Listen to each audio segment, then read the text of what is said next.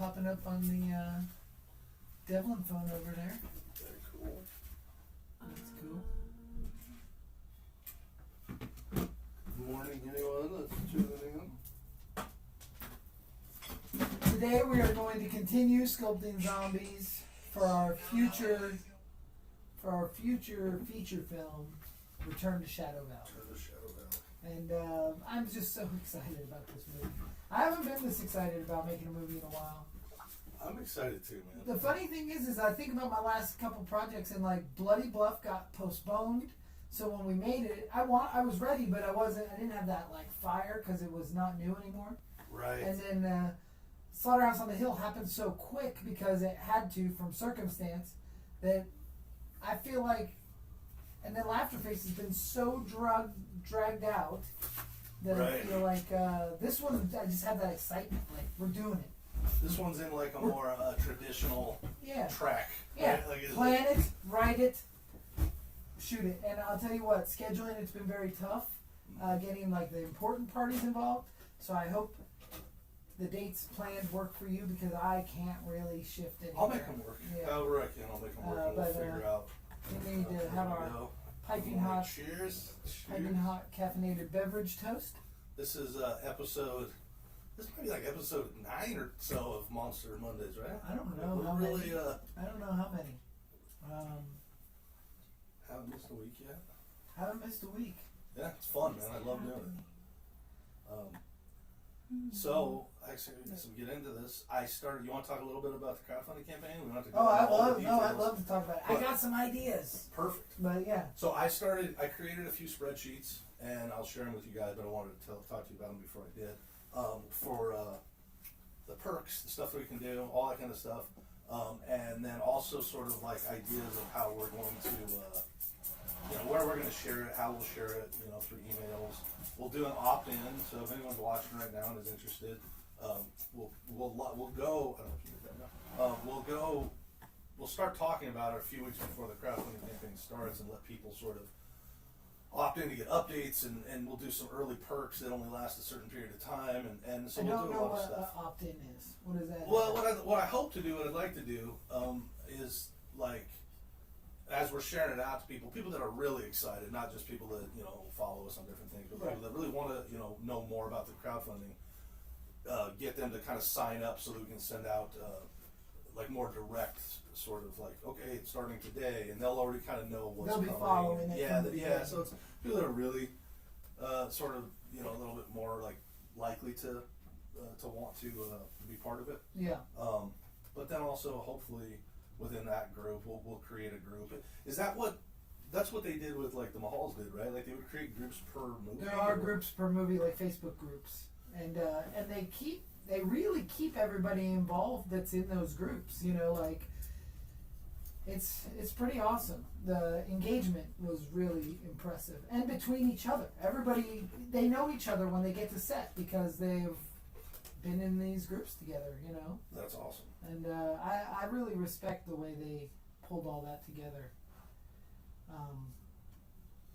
But yeah, I very excited. It's so funny because I have been so hesitant about crowdfunding in my career as far as being a filmmaker. I felt like I have something to prove, and somehow that dismissed what I was trying to prove. Right. This isn't based on anything other than my own personal thoughts, and I've flipped 180. I just keep thinking of these awesome experiences I can give somebody that wants to help fund this movie that nobody else can give. Right. Like my favorite thing that I've come up with is 2 different tiers, and they have to be limited. Like this is limited to 3 people only. Will get the ability to have their full body creature that they portray in the movie put at the Monster Museum indefinitely. That's crazy. Yeah. So somebody who's a fan of the Monster Museum, who maybe never had interest in being in a movie, but they really love the idea of their statue living in the Monster Museum forever, in perpetuity.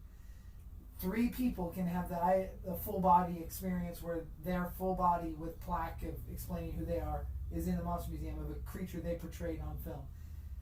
And then like 3 to 6, I haven't decided. I got to design where this is all going to go. Right. Can have the opportunity to have a bust, just a head.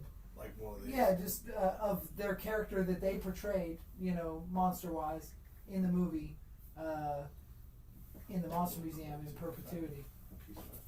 Just not too But I don't know anybody else. Nobody else is doing that. Nobody else has the ability to do that. No, yeah, and that's know? what's so cool about like the new technology or whatever with 3D printing and everything you guys are doing is like, you know, that to do that before would have taken.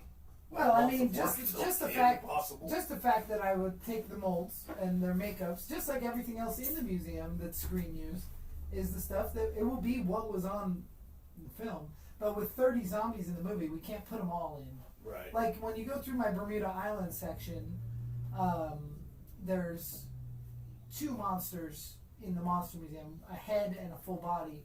But there was 5 of those guys running around on the island. I just can't fit them all. Right. So this would give the opportunity for 3 of our zombies, you know, no matter how big their part is, they gotta look cool anyway, to get to live in the Monster Museum forever as awesome. As a display of screen used memorabilia. And I think that is that's just a gift that somebody, like I know some people that are huge fans of the museum that would light a fire. And then we were talking about doing with the scanners and the printers doing action figures of, and those don't have to be limited. That could be, we could sell as many of those parts as you want because the 3D printing is available. We have the resources, you know. But I just think awesome. There's some really cool perks we can do. There's some really cool things we can do, and more so than a t-shirt and a poster. You know, we can have signed posters, that's great. We can do t-shirts, but we can give an experience, a Monster Museum experience that other people can't give, you know. Yeah. That's why I always thought, like, you know, talking to you about the crowdfunding thing is like you're just such a cool, you have like the perfect build, and you know, like you just already have so many things that are cool that people like. But it's so funny because I never would have, I just wouldn't have embraced it without like you kind of being in my ear and gently nudging. Not the more you get aggressively tell me I should be doing it, I would be like nope. But like over the time you kind of broke it down, and then I remember we were sitting right here and you're like, would you entertain the crowd?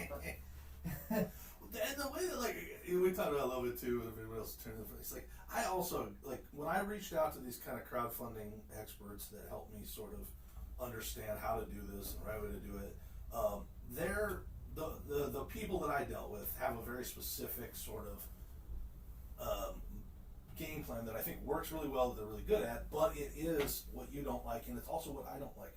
I don't want people to give me money out of like, you know, like, oh, they're trying to do something nice for me. I don't want it to be. No, it should be an experience of paying for. 100%. So the way that like I think about it is like, you know, if the movie was ready today, we would try to sell DVDs. We would want to sell it. You know, we would hope that people would want the things. Yeah. That we, you know, the merchandise, the different fun things, a T-shirt. The thing that I don't want to come off is an eBayer. You know. 100%. Oh, I can't do this without you guys. I mean, and it's true though. You can't do it without them if that's where you're depending on your funding coming from. Right. Which on this one we are. You know, which is tough for me because you're relinquishing control of whether or not it gets made based on how much money we raise. You know. Right. But that being said, I don't want it to be like, help me achieve my dream. I want it to be our dream. I want everybody to be involved, wanting to be involved. You know, and that's how I feel about it too. Kayla, if anybody says anything, just cut me right off. Yeah, me too. Don't ever feel bad. Shut up.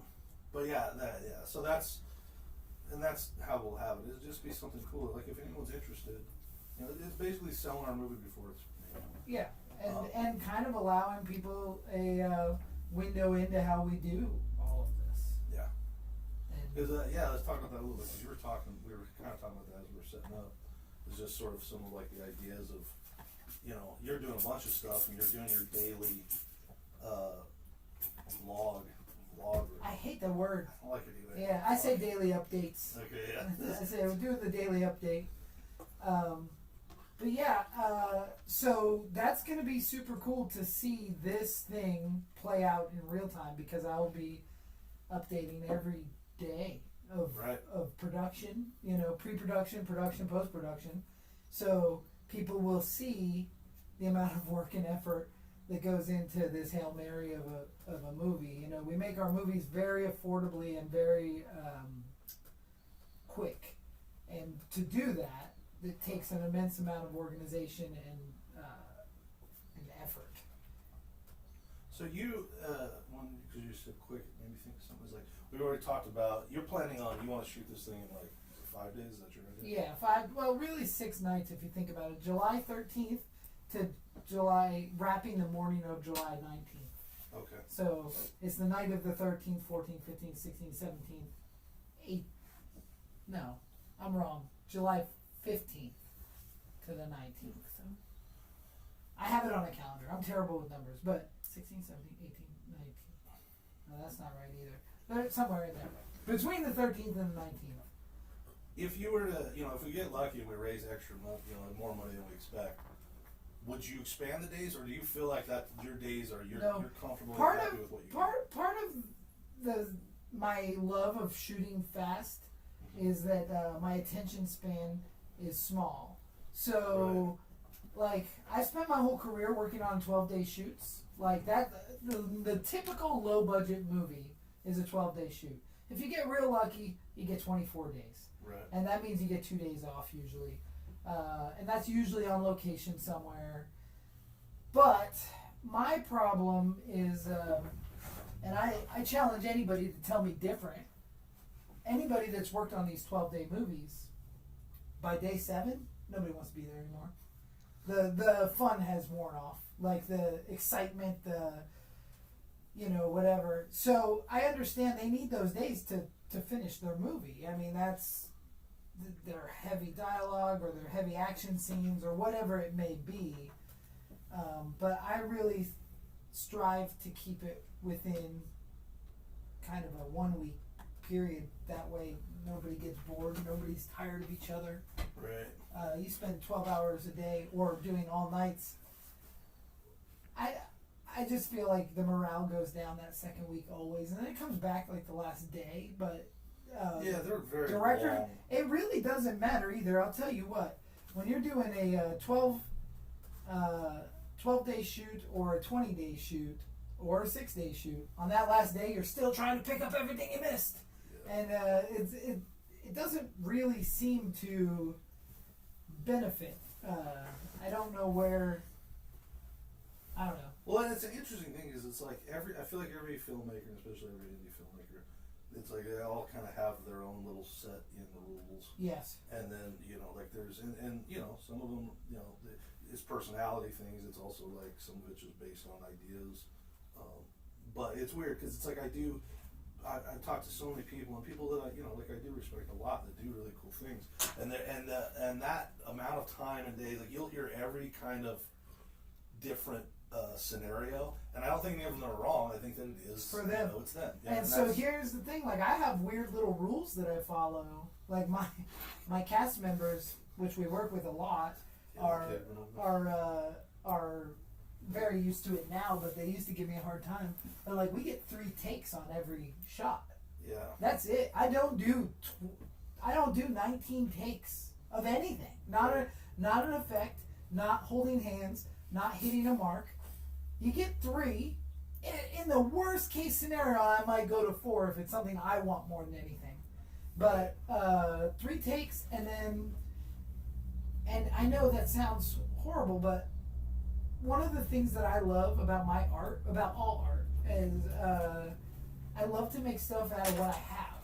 I like, if you go through Tom Devlin's Monster Museum, it is all found items and garbage that have been repurposed in a way that, like that Myers house is built out of my kid's crib and some roof ceiling panels I found in the dumpster and an old door that I found. Like there's not a bought Right. anything in the whole museum. And a lot of times I'll be out in the desert or I'm driving somewhere and I see something on the side of the road and I'm like, oh, I can repurpose that for this, and it Right. evolves and whatever. But when you're making a movie, it's not much different working with the takes that you get. So did you get the perfect take? Maybe not. But if you can finesse the edit with what you have, you can make a perfect movie for what it is. Right. And that's one thing that I really do love to do with the speed, is not allow myself to be such a perfectionist that I can't finish the movie. Right. And Because that is a huge, and the part of that that's hard for a lot of filmmakers to understand is that they imagine themselves a perfectionist and they embrace that because they're like, it's because I care, because I do this thing. And the real hard reality for a lot of people to really swallow, that I think would open your mind to doing things a little bit more efficiently, is that it's not as perfect as you think. no. Like a lot of people will work really, really hard and take forever. And because also, like, making movies is really hard, and you got to learn the things that you don't know, and you got to fail and kind of like see something differently so you can fix it next time. There's corners But to you got to cut. have a finish to that. Yeah, if you don't finish the product, all that hard work everybody did doesn't matter. Yeah. I have a very good friend, Philip Tricky. I don't know if he watches this, but he's a good buddy. And Waleed and Chris did some effects for him on a short project. Geez, probably 5 years ago. Uh-huh. And it's just not done. And I think it's because Philip wants it to be perfect.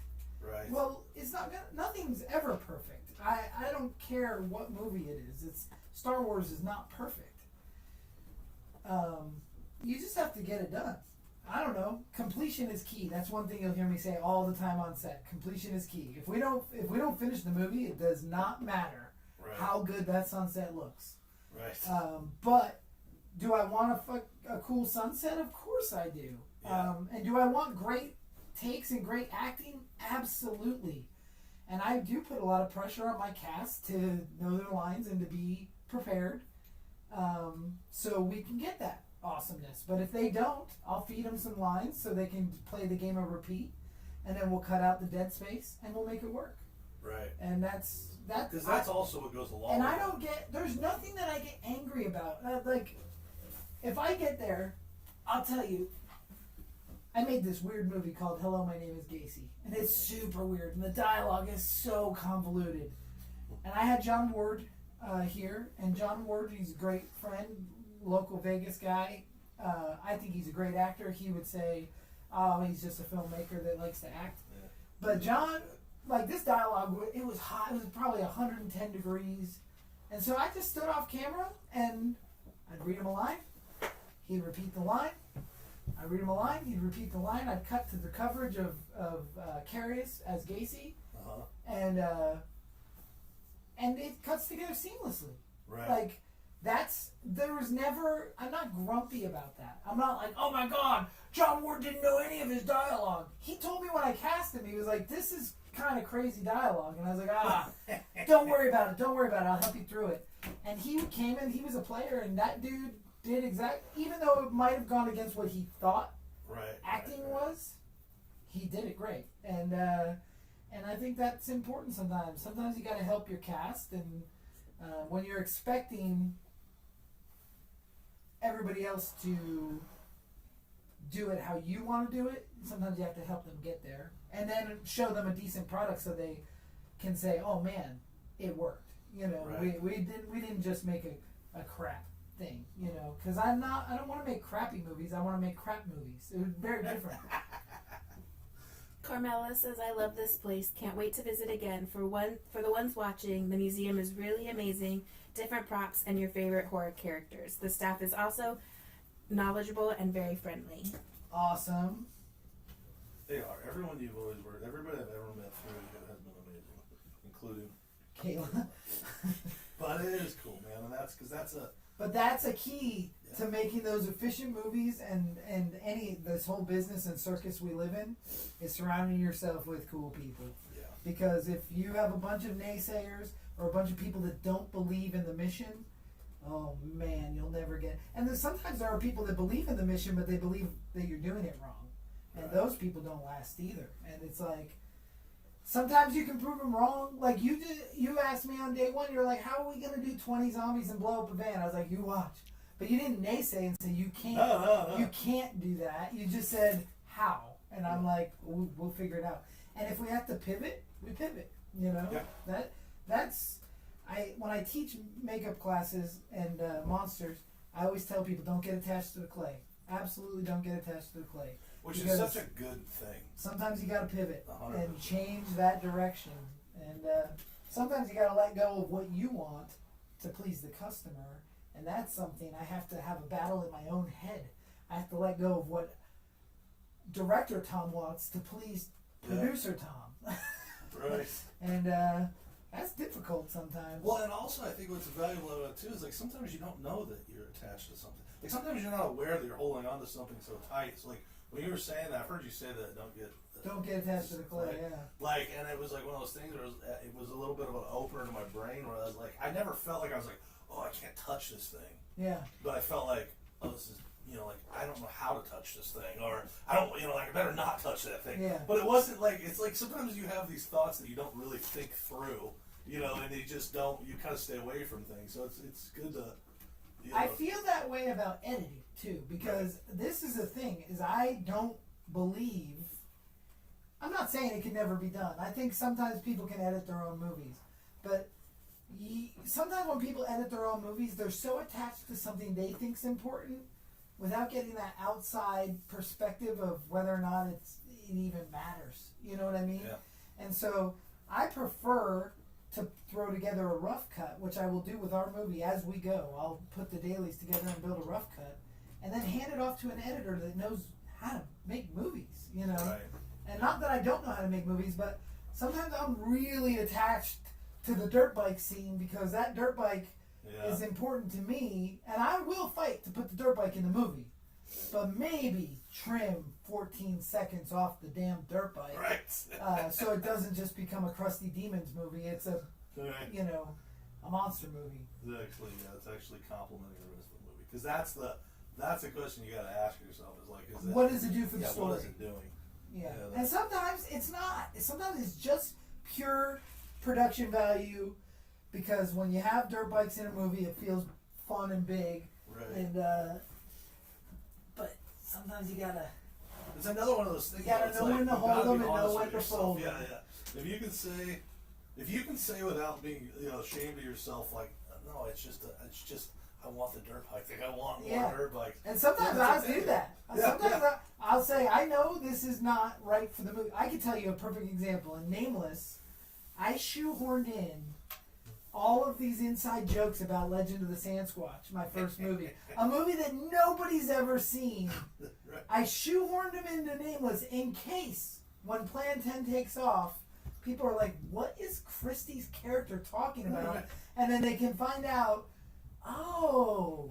And I even, to the point, she talks about Jagged Sands a lot, which is where Sasquatch takes place. But we're going to retitle the film to re-release it on Tubi as The Beast of Jagged Sands. So if anybody Google search, what is she talking about, Jagged Sands? It'll come to that movie and they'll understand. That's awesome. Because she actually plays a character in Nameless that is a survivor of Legend of the Sasquatch. And nobody knows that. And it's never said, except for a couple times she mentions, like, my friends got killed by a monster out here. And it just, they breeze past it. Nobody harps on it. How does see that movie? How is she? Was she supposed to have been? She was just friends with them, or No, she's a character named Dawn, who's like a little groupie girl that's trying to sleep with the punk rock band, and then she runs off into the desert and gets her back slashed, and that's what we see. And so that's her death. But it was a pretty weak death. Like, she just got slashed on the back, you know? She could survive. So while Waleed is getting intimate with Christie's character, Dawn, who's the same Dawn, she removes her shirt and we see the scratch on her back. And he's like, what's this? And she's like, I told you, the monster. But, like, it's so breezed past. Nobody says, like, hold on.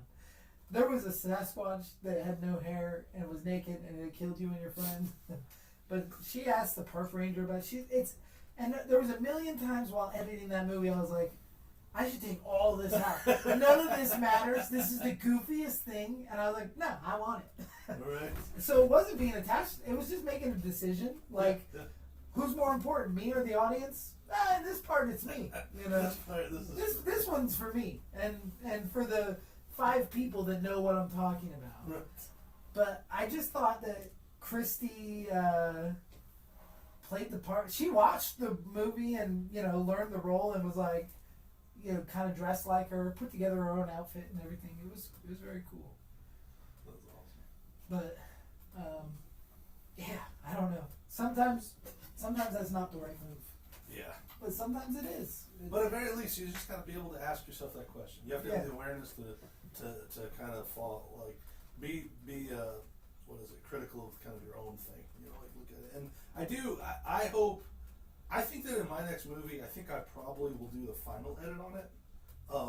But I might not. And for me, on your price and reviews, like, if I find the right editor, right, that gets me, then I'll be fine. My technique that I've found to work the best to make me the happiest, because my ideal editor is my wife, but she moves too slow, so the word ideal is not ideal. My favorite editor is my wife. I think she can tell a story. She's really, really good. So what I like to do is edit the rough cut. And this is exactly how I'll do Shadow Valley. I will edit those dailies into a rough cut. Then I will hand it over to Caleb Emerson, who is a fantastic editor. He also shares a brain with me with low budget horror. He's a professional, big time editor, but also he is his roots are in garbage. Yeah. So he gives like a good flavor. Like Teddy told me to, has this beautiful, like, it almost feels too good for what it is. And that's Caleb and then John Mazzari, the score. Like, they really make that movie feel bigger and more planned than I feel like it really was. Right. And then when Caleb's done, me and my wife sit down and I just do a couple little tweaks. Just get back. Sometimes like, oh no, I really did want that hammer hit in slow motion, or this or that. But like, if you watch the edit on Las Vegas Frankenstein, that was all my wife, and it took a long time because I don't even think it took as long as I think it did. I think I was just impatient, but it's perfect. Like, her edit is beautiful on that movie, and I would have her edit every film, but she doesn't want to sit behind a computer her whole life, and I don't blame her, and she won't work in the summertime anymore. That's a new rule. I like that she's at the pool. If you need Lola in the summertime, she's in my backyard. It's hard to edit by the pool. Yeah. But I think she's earned it. She's done a lot. Yeah. How are those teeth? Oh, much better. Smaller wise. Little chiclety still. You could curve them, round them a little bit. But looking good. I gotta start molding some of these zombies because we're getting so many zombie sculptures. I showed them off to Jason Wallace earlier this week on one of the videos, and I was like, this is a lot of molds to make. I gotta start doing some molds. If I can help, I'll come down one day and help. Just because I've never done it, I'd like to just kind of what I think try. Is I'll have like you and Waleed and Chris and just a bunch of people have a little mold making party. Yeah. Set up a long table, and we'll just all do it at the same time. Just. Okay. I have a former student, Christina, who's been making some of her own molds, but she's been having some problems. So I think she could probably benefit from coming out and helping make a bunch of molds. There's a lot of weird things that can happen with molding. Yeah, it comes down to speed and consistency. Consistency of the material and speed of the work. Right. Like it's gonna set up, so you gotta move faster than not. Because like when we talk about Face Off, but it's like you watch Face Off all the seasons. Like there's not a season where someone's mold, or I don't even know if there's more than a 3-episode span where someone's stuff doesn't get locked and there's some nightmare. Yeah, they shouldn't have been on the show, honestly. No, I did have one mold that cracked up, and then I was working with a partner, and she was like, "Oh my God, the mold is cracked, and it's what are we gonna do?" I I was like, it's fine. This is not a big deal. Yeah, Like, exactly. this is so not a big deal. Throw some Zap-A-Gap in it and call it done. It was for arms. It was like, I don't know if there was a slight undercut or I was moving too fast. I don't know what it was, but it wasn't a big deal at all. I was like, you gotta chill out. So what happened exactly with that for Lane? So basically, I had made some sculpts of some arms that were like big old rubber glove arms. And maybe the seam was a little bit past the horizon point, so that's called an undercut, and it'll lock in. Oh, okay. Like if you mold this head, you have to mold it directly down the center horizon. If you go too far back, you're now locked, and you can't get that mold off until you break it. Oh, okay. So that probably is what happened. It got a little hairline crack. Not a big deal at all. That's why we put burlap in them. They can't fall apart. We just all I had to do was put a little glue, a little Zap-A-Gap in there, and it was fine. But She probably was like freaking she out. didn't She's have like, enough experience. "Oh maybe, my god!" I think she was so- just dramatic.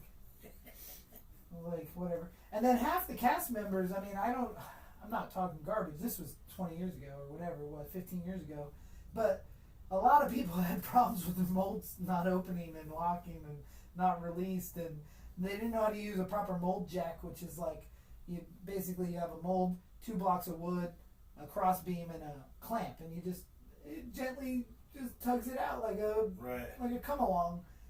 Super simple, like mold making 101. And I'll never forget these people running around like chickens with their head cut off, and everybody's helping each other, and I'm just like, oh, I'm such a dick. Because I'm trying to win $100,000 here, and maybe this gives me an up. You know, I don't know, but I see it in like modern game shows, and I never saw it before Face Off, and maybe it was on the cooking shows or Project Runway, but I never saw competitors help each other so much. Right. But you watch Beast Games, and they're all worried about each other. Oh, I'll never take that money. I'll do this. You have kids and a family, and I'm like, you're on Beast Games. Right. You Beast can't win. mode. Let's go. Let's get some $1 million. I take that money all day long, and I'd be so nice to everybody that they would never think I would. Which is funny because we were talking about this I think off camera one day a little bit, but it's like those shows are so like. What always cracks me up is like how mad people get. Yeah, it's like, dude, like they're like, we trusted you. It's like this is a game. This is a game The show game is to that win the money. you are hopefully going to lose, in my opinion. You know, it's so strange the loyalty that they find. You totally would convince everyone you were Oh, I best would friends. convince them that I'm their best friend, and then I would just take all the money. And but now you can't go on the game. oh, it's fine. They'll still. I'm a really good con artist. They're really comfortable too. Yeah. I mean, we're doing this crowdfunding. That'll be the intro to our actual campaign. Guys, I'm a real con artist. I will take all your money and buy property in Jamaica. No, that's not true. But I will say that when I'm on a game show, I'm very competitive. Yeah, it's a game. You're meant to win. I'm competitive in everything, not just game shows. Like that, even the making the movie in 5 days. That's because I'm like competing with myself. I just want to do what they say can't be done. I love Smokey and the Bandit. We got a long way to go and a short time to get there. Yeah. I'm gonna do what they say can't be done, and that's my mantra, my motto. So when you were talking earlier about the days, and then also kind of like the running out of steam, and that's kind of why you like to shoot them so fast. I like to keep that morale up. Yeah, you don't have the experience. You don't have. to be- It's kind of like watching a Plan 10 movie. You don't have time to get bored. You know Right. what I mean? And that's kind of like making them. We don't have. Everybody's like, oh, hurry up and wait, hurry up and wait. On our sets, it's hurry up and hurry up. Yeah. Just hurry up and keep going. Hurry up. Get some more coffee. Let's go. You know, it's I love that though. God, it's so fun. There's nothing more fun than when everybody's firing on all cylinders. Yeah, the cool thing about making movies is like it's like being at like a weekend camp or Yeah. something. It's like you're away from your normal life. You're all in it together. There's a lot of fun stuff that happens. There's a lot of like, it's just a good time if the person in charge of it, the people in charge of it, want to have a good time. Yeah. They aren't taking it too. It's a challenging thing. Obviously, they're taking it seriously. You're You gotta take it seriously. Doing something serious, but it's meant to be fun. It It is. should be fun. And I think that there is room to seriously have fun. Right. Yeah. And as long as we remember why we're all there doing it, because this isn't going to change the world. It's not going to be, we're not creating the cure for cancer or building a bridge that needs to be safe. We're making entertainment. So if we're creating good entertainment, one time I wanted to quit movies, like my whole life. I was like, I'm quitting. I'm doing something. I want to go be a firefighter or something that matters, Right. And my uncle, who was at the time the head of the SWAT team in Stroudsburg, Pennsylvania, and he said, well, let me tell you something, Tom. When I come home after the hardest, craziest day of dealing with bad guys and keeping our community safe, and I turn on a movie like Bioslime Right. and sit there and decompress and watch goo monsters and babes, Yeah. that's a service you've done. You've done Yeah. that service. And funny thing is, Bioslime no longer is available to watch streaming until very soon because Plan 10 is going to put it out. But I'll never forget my uncle pulling that name out of. I mean, that was a real conversation, and I was like, What was Bioslime? it's a horror movie that I made years ago that I did the effects on. John Lachago directed it. Okay. It's really awesome. Me and Nightmare Christie just did an episode for our Tales from the Vault show on Bioslime. Oh, cool. But during that show, I discovered it is no longer available anywhere. It has no live streaming. It's not available. So I reached out to the director and I said, "Who owns it? What's up?" And he said, "Oh, I got the rights back. It's And I said, "Well, I'd like to put it out on streaming and Blu-ray. We'll do a special edition Blu-ray with new special features, updated. But we'll do. I would love to put it out on Tubi and stuff." And he all in, and we're working on it right now. So it's a super fun movie, and it's like The Blob meets The Thing, Nice. and in a porn studio. It's really fun. But my uncle, I'll never forget that conversation when he brought up, when I get to watch a movie like Bioslime after a hard day of work, and I was like, that's a. All of us love stories, movies, books, Yeah. whatever it is. We like that escape and being taking part in watching or whatever. So stories are very important. And that guy, my uncle who said that, is the one that introduced me to Monster Squad and RoboCop. Oh yeah. RoboCop and Terminator and Aliens, and That's like awesome. he was the cool uncle with some really fun movies. I had another uncle that showed me Toxic Avenger, but it's just kind of fun to realize where all this ended up. Yeah, it's really cool. The one thing too is to say when you were talking about the 3 takes, I've never done that, but it was one of the things that more that we talked, and then I've talked to some other filmmakers that really, hustle and get a lot of stuff done, and I don't all have the 3-take rule, but they all Sure, kind they of have discipline. like a discipline rule of, sort of how they're going to do things. And also, back to what you said, is it's like, what's important about that is like if you're going to ask somebody or tell someone they only have 3 takes, there's a couple things. Number one, they can prepare for that, and that's cool. But then also number 2, I think the most important part is like what you said, is it's like you're giving them space. That like you're not like, okay, that's 2 takes, you fucked up both. It better be perfect. And because a lot of times with directing, what you have to do is you have to, when you're watching somebody, if they can't deliver a line, you can't make them keep doing that line. No. You got to find then the other line that will work. The other thing is they want to look good on camera. Sure. Yeah. So it gives them the pressure. They're not just waiting for their close-ups.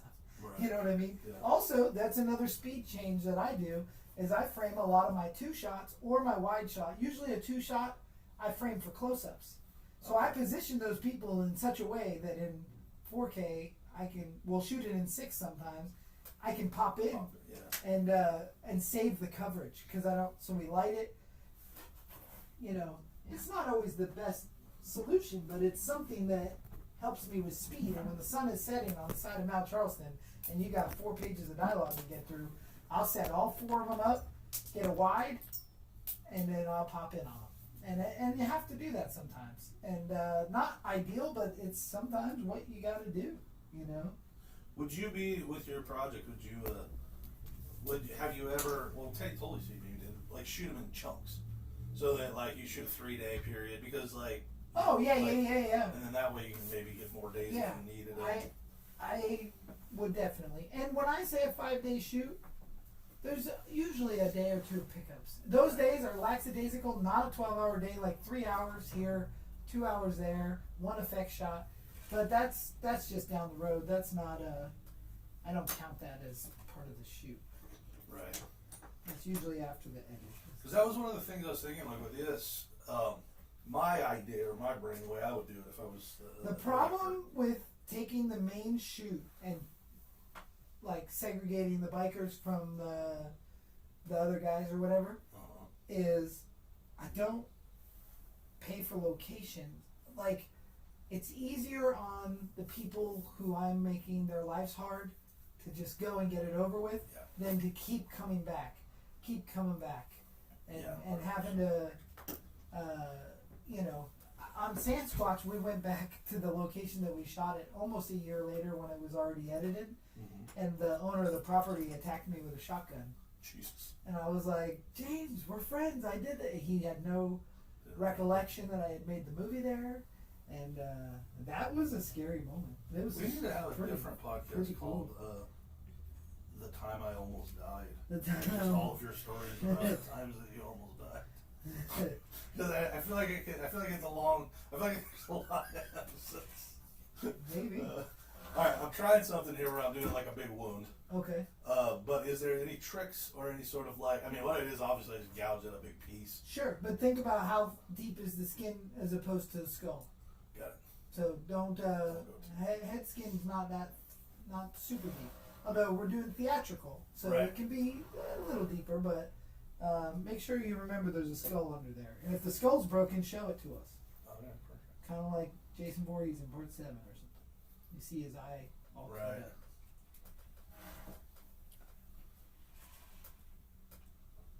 Yeah, I think that in my next movie, I don't think I'm going to do a 3-take thing, but I'm definitely going to figure out my version of it. Yeah.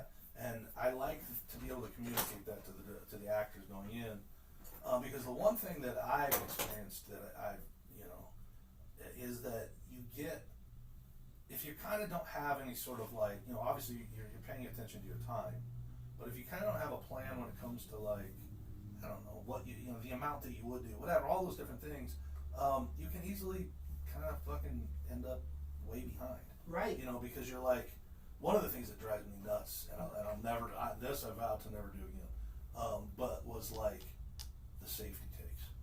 Yeah. And only, look, if You're you never nail gonna it, use it. yeah, if you nail it in one, I don't even know that I'll do that anymore, because it's like, safety takes were for film. Yeah. Like when you couldn't monitor everything and see everything. Sure. But it's Check like the gate. Yeah, you have somebody there that's on sound that knows that it was right. You saw it. Everything's good.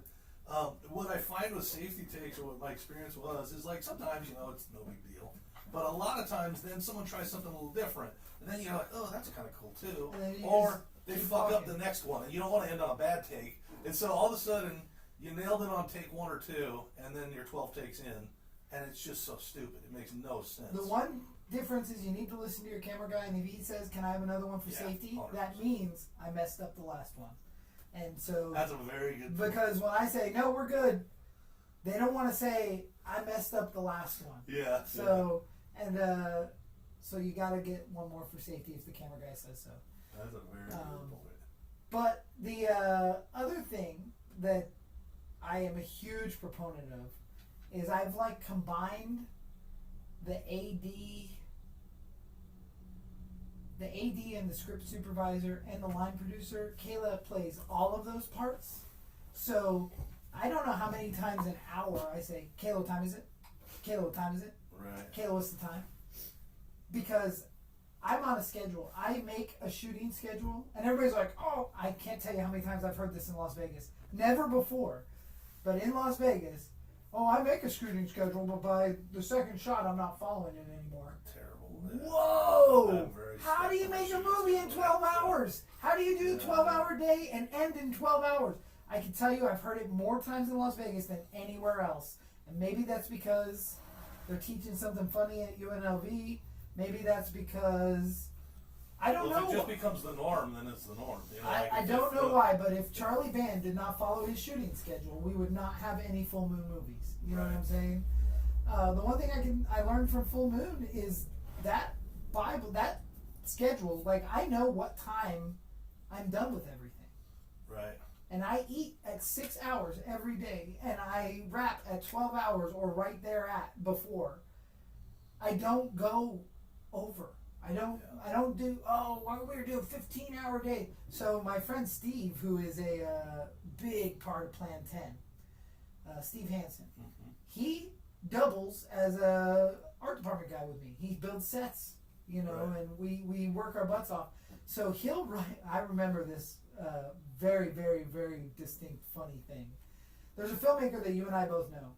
And he has an extreme tendency for over long shoots. Like not even in the realm of 12 hours. I've seen the daylight come up on a short film in his backyard more times than I like to admit. Right.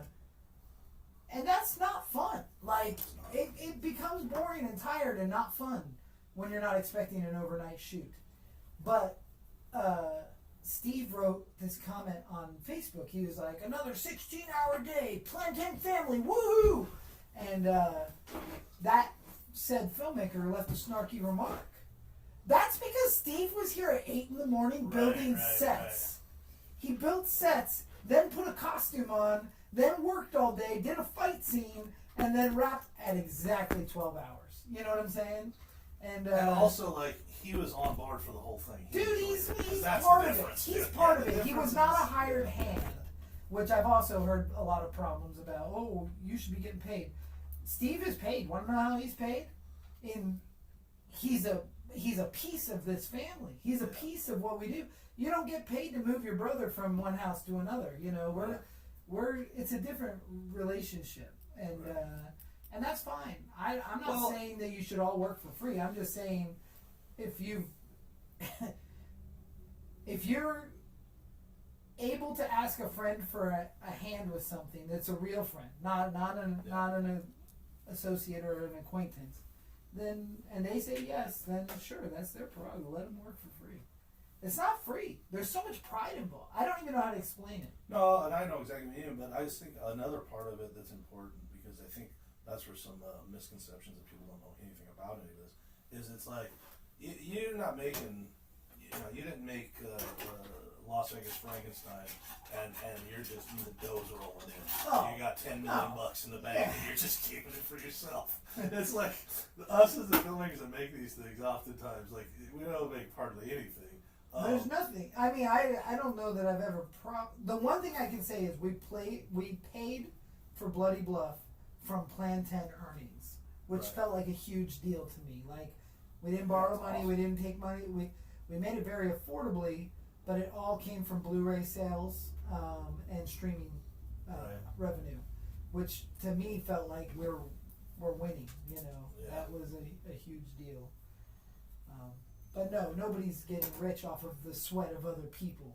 Yeah, and like, in order to kind of keep making these things and keep doing this, that's just sort of that's just the nature of what it is. It is what it is, and so. And if a filmmaker doesn't like the way that we're operating or doing something, that's okay. Yeah.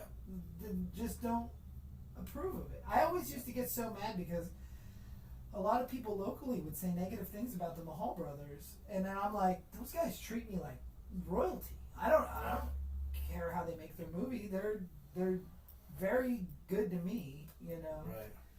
And also, they're another one that I heard a lot of stuff about, just people just talking shit in the world around it. But there was one of the things that I would hear a lot from people that weren't involved in it was like, look at all that money, like, and they're just pocketing all that money, but they spend their money, like they invest their money in their movie. They spend it on and and if they made some, whatever, they have to make a living. But like, it wasn't. There was like kind of a lot of people talking a lot of shit about, like, with the assumption that, like, dude, they shared a house in North Las Vegas. They weren't. Right. And I'm not saying they were poor or anything, but they had one car that they they put everything into what they were doing with the goal to have it pay off huge. And it will someday, maybe. I mean, they have an enormous library now, so. Yeah. Unfortunately, Michael won't be here to see it, but I think maybe if Sonny plays his cards right, it does pay off, you know? Well, and part of it's like they got to do a lot of really, really cool They stuff. got to travel, Had a they great had time. a lot of fun, and met a lot of good people, got to work with a bunch of their heroes. That's always a big deal for me.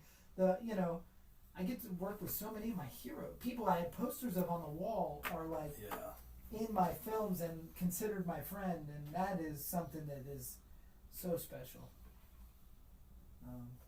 But I don't know. I digress because I feel like I'm not trying to complain about anything.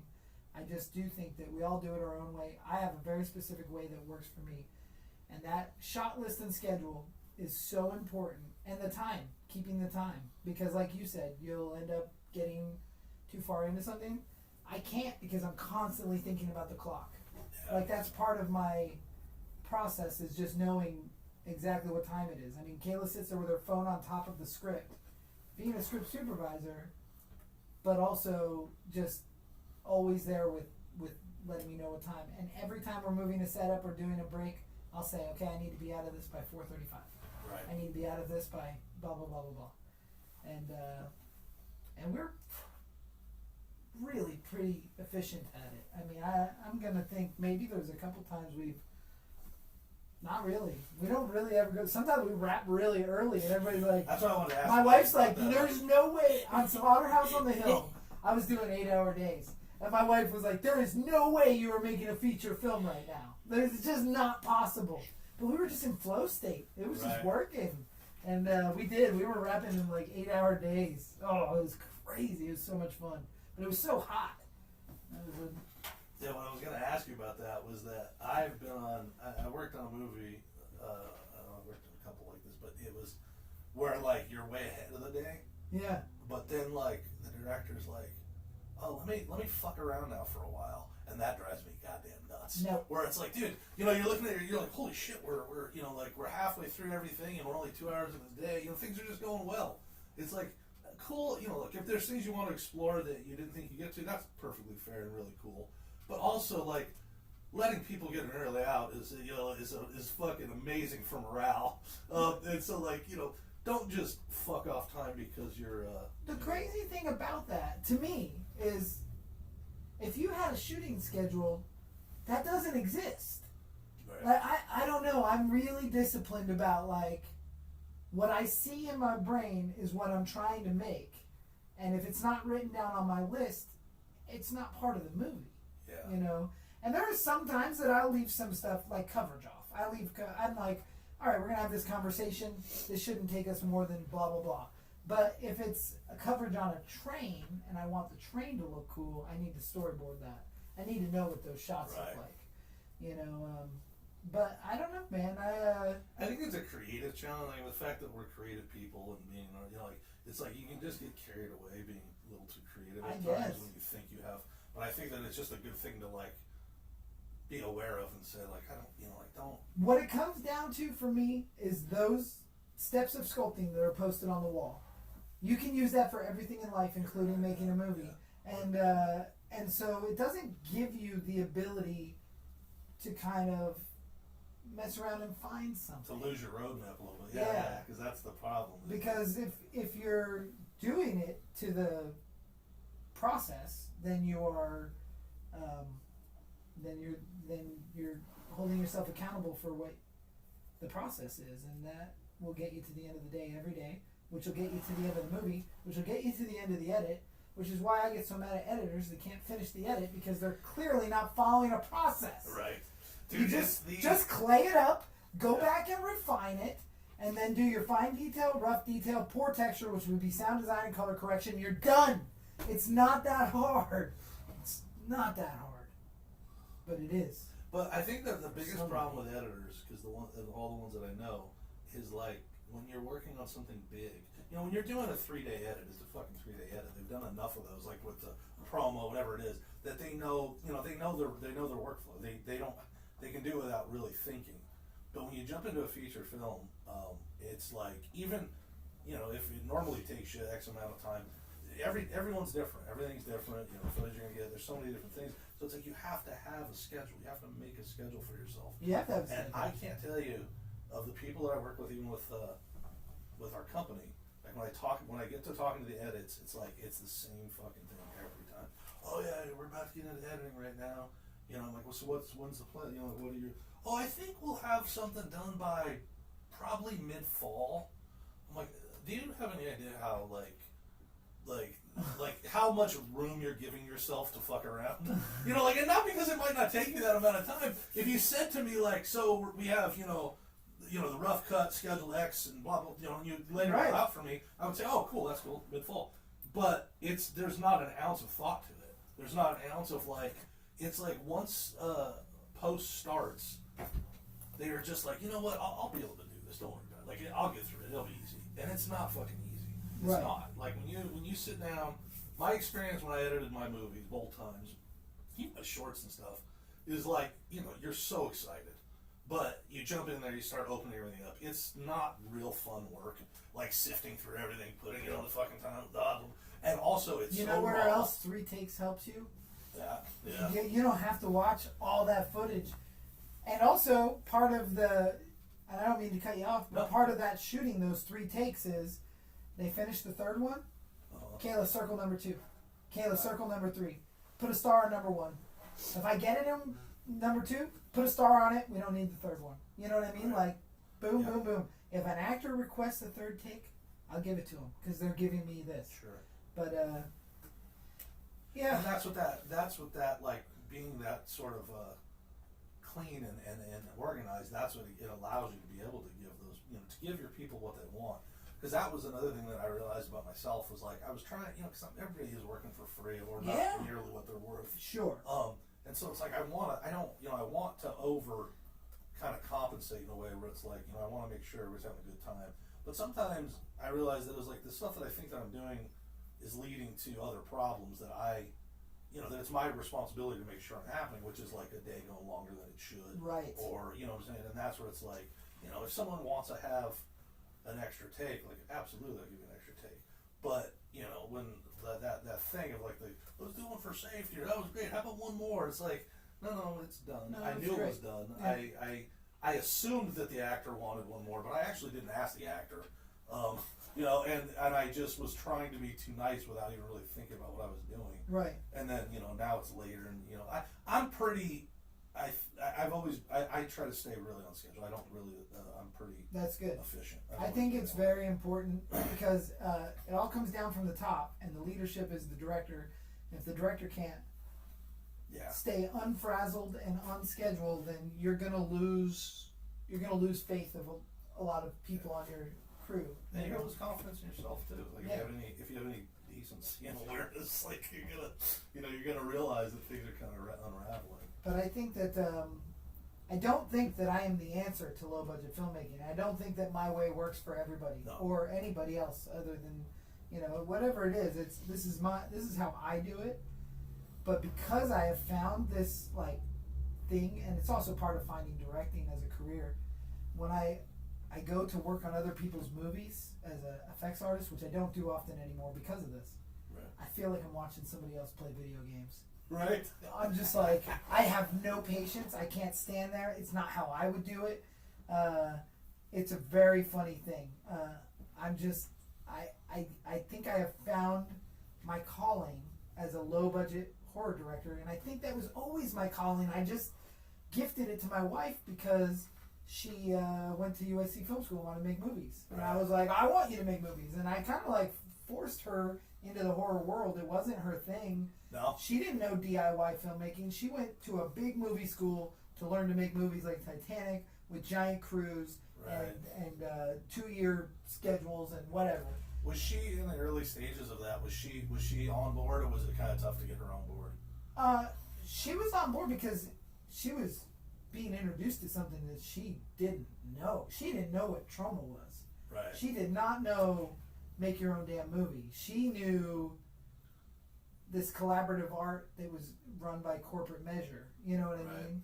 So our first project ever was a movie called Plan 10 from Inner Space. It was an unofficial sequel to Plan 9 from Outer Space. Hence the name Plan 10 Pictures.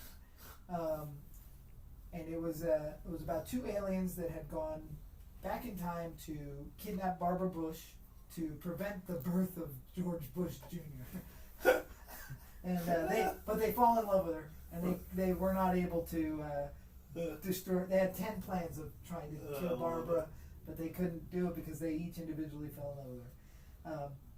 That was a test of, like, that's when me and Lola learned how differently we work on movies. I didn't give her the time to write a script. She was gonna write a script, and she had like 2 months or a month or something. And then when the shoot date came and there was no script, okay, we're improvising it. Like I didn't just not make the movie, you know. And this isn't. I hadn't made movies before. This is my first. I had tried doing another thing called Crude Awakening. That's a movie I will make someday, but we had shot it out in the desert with a director named Michael Lucieri. It did not turn out at all. He couldn't get a shot off. I mean, we spent a whole day and got 1 or 2 shots, and we just couldn't do it. And I was producing, and I did the story. I wrote it. So anyway, with Lola, she learned very quickly that this was going to be tougher with me than what she thought, because I wasn't messing around. I really wanted to do it. So then we wrote Legend of Sasquatch based on a script I had started in 9th grade, and she finished it up, and we wrote it together as we would drive across America working on other projects and stuff. And Sasquatch might have been the funnest time she ever had making a movie. I don't know. She was she's such a good director because she had real training. Right. So I work with like all these bullshit directors. You know, not that there's anything wrong with them, but they came from Indiana. They have no training, whatever it is.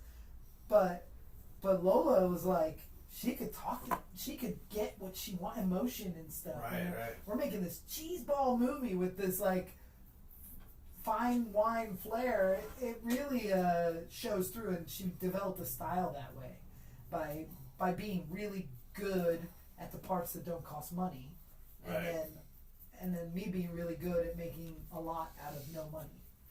And so I don't know.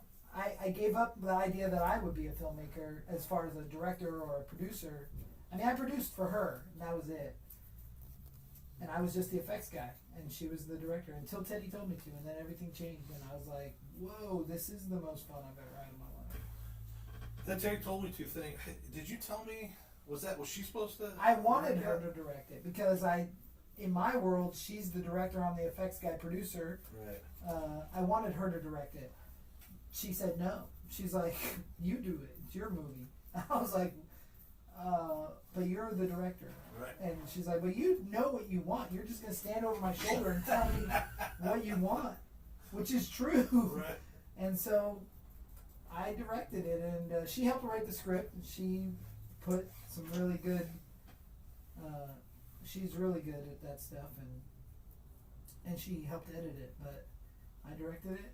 Originally, out of insecurity, I asked Waleed to co-direct it with me. Right. I said, let's do this together. That lasted about a day. And it was not for any fault of his. I'm just fast. Right. And I know everything I want. I don't have to think about, I don't sit there and think about, how am I don't have that. Right. Like most filmmakers are trying to figure out how they're going to frame that shot. I figured that out yesterday. Right. I know how I'm going to frame it. I know my location. I do location scouting, and very rare for me to not know how to shoot something. And if I don't, I ask Corey or Gary or whoever's shooting. I say, all right, how do we do this? Right. And if they don't have an answer, I'll tell them. But, usually if I need a little advice, I just ask. But Lola didn't want to do Teddy Told Me To. And so she hasn't directed a movie in a long time because we have kids and stuff. And I think she's waiting for her return. I think her return is going to be something magnificent. You said earlier, like the horror thing. What would be a movie you think that she would like? What kind of genre would you think she'd most? Well, I do believe that the next thing she's going to do is a theatrical play. Oh, cool. A musical. I think that she enjoys making horror films. I mean, she got drafted into my life, and she's become a horror person. I mean, she's in a book about women in horror. She's been written about in Fangoria multiple times. the thing is I feel like if she could make a romantic comedy, that's where it's at. You know, Yeah. she's really funny. Even doing like a sketch comedy thing would be really funny to see. She loves Saturday Night Live and things. Yeah. But seeing her do something very, she's great. She wrote this awesome script called The Guard.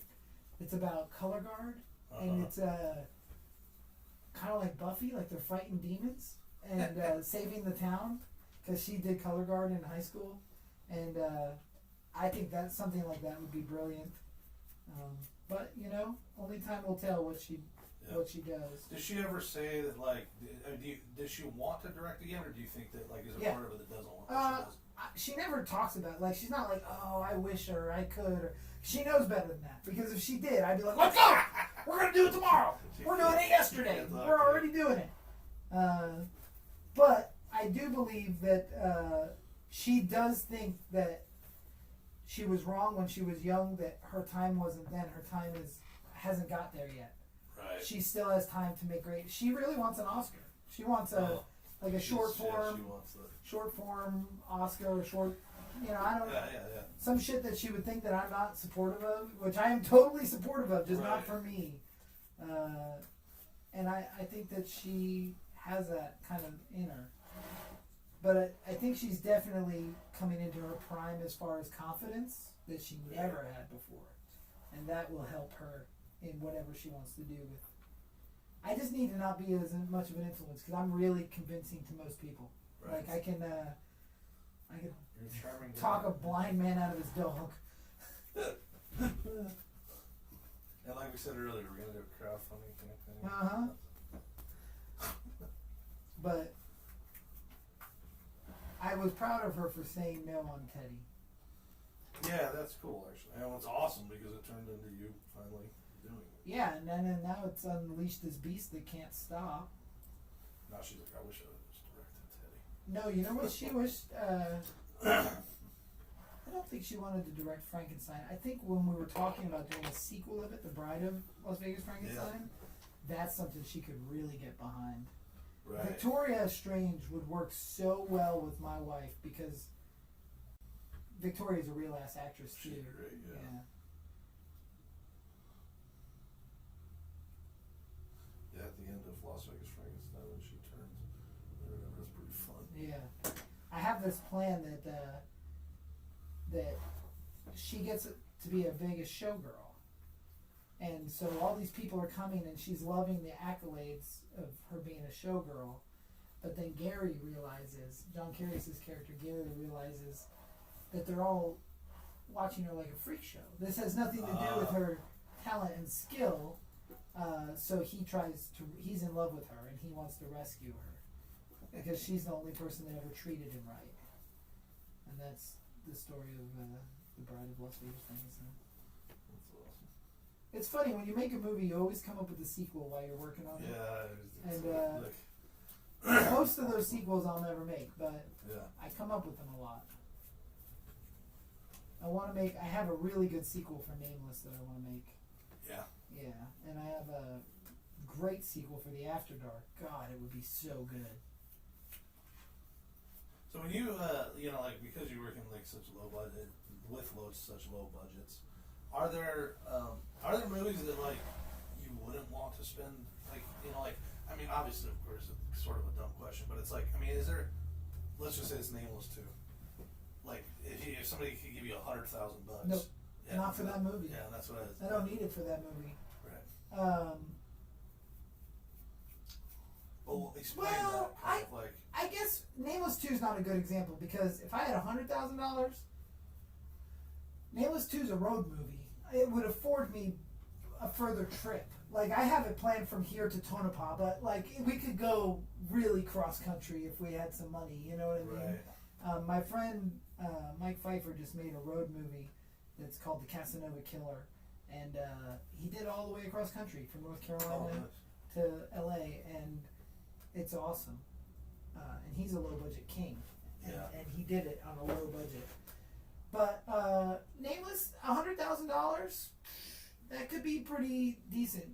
Teddy Told Me To Part 2 needs about half that, like $60,000, and that's based on what I'm pricing the cast at. Like I gotta pay people. Yeah. And then, but like I was gonna try to do this movie, The Tomb. I have this really good script for a movie called The Tomb. It's a mummy movie. And I had spoke to an investor who wanted to give me $50,000 for it, and I said I don't need $50,000 for it. If you give me $50,000, I'll make you 2 movies. Right. And he wanted star wagons. He wanted to rent locations, and I was like, that's not this movie. That just muddies. You get too much money and you utilize it in a way that you're just muddying the production. Like there's too much going on. Well, now you got to deal with the star wagon delivery, and then you got to deal with the, whatever the damages are incurred and insurance stuff. And I'd rather just make a movie with my friends and put them up in my camper trailer. Right. I don't know. I don't need. Because that's just what you enjoy. Yeah, it's that punk rock filming. And I told him, I said, there's a difference between the Ramones and Soundgarden. Soundgarden's not an indie band as much as they want to act like they are. Right. But the Ramones are, and that's what I do. And I'm not saying the Ramones are bad; they're legendary. Yeah. I just like simplicity, and I like to work. I do like to have celebrities. I like to put celebrities in my movies. I'm a collector of my youth, like my childhood. I got Eddie Furlong's phone number in my phone, and I am just waiting for the right movie that I can say. So, Nameless 2, Eddie, I got $100,000. Right. What's it gonna cost to have you on my movie? You know what I mean? Right. He don't like horror movies. He's not doing it for fun. Right. He's doing it for a paycheck, and I want to pay him to be in my movie. And I've got a couple people that I've been waiting for the right opportunity, but I'm not just going to ask them to be in anything. It's got to be the right part, and it's got to be. I have to have the money to pay the actor. Right. But like, not that I don't want to pay my camera guy Corey Clear, but he's in this. He's part of this. Right. When I say we make movies, that's because he's part of it. So his contribution, and he has stepped up. He paid for Dwayne Whitaker on our Slaughterhouse from the Hill. We wanted to put a name in that part, and I was like, man, I just need this money for a plane ticket, and I'm out. My budget's tapped. And he goes, I'll pay for the plane ticket. And I was like, done. Dwayne's in the movie, and that is a real, Slaughterhouse on the Hill, you haven't seen it yet. No. It's a real little movie, but it's got, Dwayne Whitaker's, he's the pawn shop guy from Pulp Fiction, but he's also in all the Rob Zombie movies. We're talking about a force of acting. Like, this dude can. Right. So he takes this little movie and then suddenly amplifies it by having, like, some real ass talent around. I'm not saying that Ashley and Steve and those guys aren't talented, but they were taking some notes. You know what I mean? Yeah. Ashley had a really good experience acting with Dwayne because Dwayne gave her cues and played off her, and he thought what we were doing was insane. We went and shot a scene at the local football game, and I bought everybody tickets to go in. I brought my own mascot costume that's not of the football team, Man. and then Here in the town? Yeah, in Boulder. And we shot a whole scene at the local football team using their real patrons as extras. It looks huge. And I'm running around in the crowd and working them up as this war pig, and we're the Boulder City Eagles. We made it the same colors, but it's not the same. And it was You were wearing the costume? Oh, yeah. Yeah. And Dwayne has talked over and over about how insane that was. No permits, no permission, no nothing. Just show up and make our own movie and at a high school thing in football Las game. Vegas Frankenstein. Oh yeah, we did that down on Fremont Street. But the difference is with Fremont Street, there's crazy shit going on all the time. We blend in. The best is there's a photo of Steve down on Fremont in full Frankenstein regalia, no shirt on, autopsy scar, full head, and he's standing next to a picture that's like no bottled beverages, no weapons, no masks or costumes. I love that photo. Someone says, I know it's against your nature, but maybe if you hit the brakes before you completed the first movie, you could work the sequel into it. That is tough. The hitting the brakes on anything is tough for me. That is against my nature. But I will say that doesn't mean it's wrong. I mean, down the road, I think that could be a really, like, building. Well, here's the thing. I have shots for Teddy Told Me To Part 2 of my daughter that we did preemptively, knowing that we're going to make the sequel. Right. So I have a whole cool scene where the mask is handed over and Teddy's dying on a couch, and like we shot that all for the sequel that doesn't exist yet. Right. So, I mean, I do get started with the end in mind. I just, you know, gotta get there. The post production is what has screwed me up more than anything. I just didn't realize, and I talk about it till I'm blue in the face here, and I don't need to keep going, but I just didn't realize I wouldn't find an editor locally that could keep up. Yeah. And that's a shame. Because I think what we're doing is fun, and I think it has legs, and I know right now there's not the money to make a career. But the reason Corey and Steve and Kayla and all these guys are here rallying is because they believe, like I do, that Plan 10 will be full moon. Right. When we hit our 10, 15, 20 year anniversary of Teddy, we're going to have a mountain of product, and it's Right. going to catch like fire. And be very collectible. That's the key, is to get it collectible. So, we'll get there. And then all these people watching will be like, I remember when he said this. Chris said you just gave a big spoiler. No, the title of the second movie is Teddy Told Her To. So we don't. Teddy dies. It's not too big of a spoiler. We're all gonna know it's a girl. It's not quite the whodunit I wish it would be, because I love the title Teddy Told Her To. By the way, your title for Return to Shadow Valley. Yes. So I was, because I was calling it Shadow Valley, Yes. and then you were saying like, you like the idea of like kind of the fun. Almost feels like it could have been a sequel, but also has like.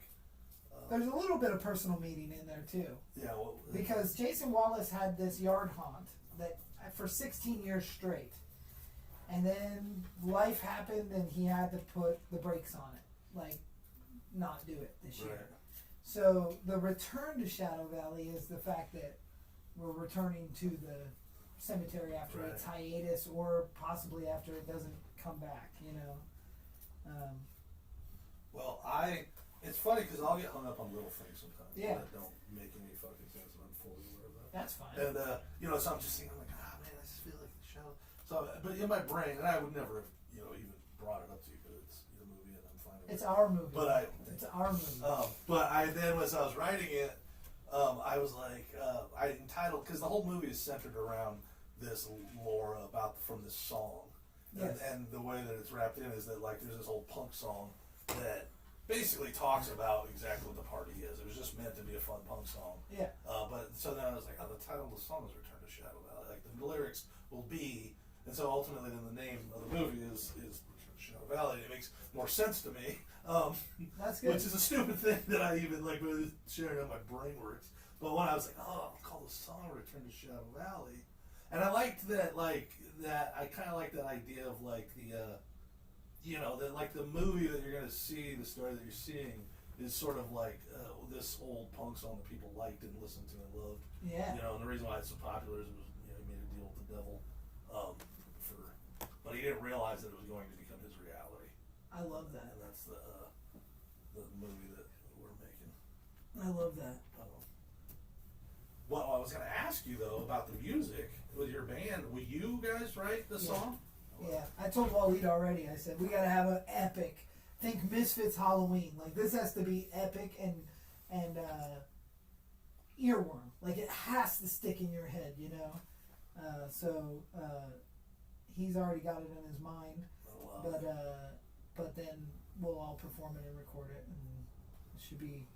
Because I needed to come up with a name for the punk band. I think I call it Death Party or something like that. I just fucking came up with something. But do you have a name for the band that you want to call it? Well, I have a name, kind of for the band, kind of like Alice Cooper is now become Alice's name, but originally that was the name of the band, Alice Cooper. And it wasn't Vincent wasn't Alice at the beginning, but he is now. But I have, there's a musical that I've been writing about my youth, and it's called Young Punks and the Mixtapes of Their Life. And it's something that I really do want to do, but there's this legendary punk rocker in that musical that's a fictitious character called Malice Kruger, and it's a little bit of Alice Cooper, a little bit of Freddy Krueger. But the reason that I chose that is because in that story, my character gets to work with all of his heroes. And so there's a point where the character that's loosely based on me is working as a guitar tech with Malice Kruger. This was right when I built Alice Cooper, this big beautiful throne, and I was just geeking out that I'm like working with my heroes, and also I was working with Kane Hodder a lot, so that's kind of where, even though I pulled Kruger because it sounded good, but just that fact that like a kid can actually achieve exactly what he set out to. But Malice Kruger has a part in that as a punk band, and there's some songs and stuff. But it would be really fun for me, kind of like in Nameless tying in Sasquatch, to tie Malice Kruger to this movie, and then maybe the movie into the play later a little bit. Like this song could show up in as his hit song or whatever, you know. So yeah, I would use, even if you have a name for the band, maybe the name of the guy is Malice Kruger, but I don't want to give away who JW is, you know what I mean? So once we see the script too, names and places can change to protect the innocent or whatever. But the whole JW thing, I mean, obviously there'll be a lot of people that hopefully see the movie that don't listen to us talk about all this. I am okay with spoilers. Okay. The funny thing in life, I hate spoilers. I will not watch trailers. I will not listen to a spoiler. But when it comes to my own movies, I will show it all in the trailer. I'll put it online. This is a picture of the creatures from this movie. Because like the Monster Museum, I think that's what sells it, man. People want to see that stuff. If we don't, you said the other day, not the other day, but during the Sin City Horror Fest, you were like, you need to make trailers that show the campiness that goes in your movie, because I don't ever have the goofiness in the trailers. I'm always selling it as this real serious thing. Right. And then meanwhile, there's some stupid. And that's what I love about your movies is I like. But you know what's funny about that? My wife makes all those trailers, so she keeps it real serious. Right. Well, and it doesn't take a lot. It just needs, there's like one or two of kind of like the peek under the hood of like, oh, this is fun. This is like, because that's where like. I forget when you used an example after watching Bloody Bluff, and I can't remember what it was. If it was something to do with the witch or something to do with something.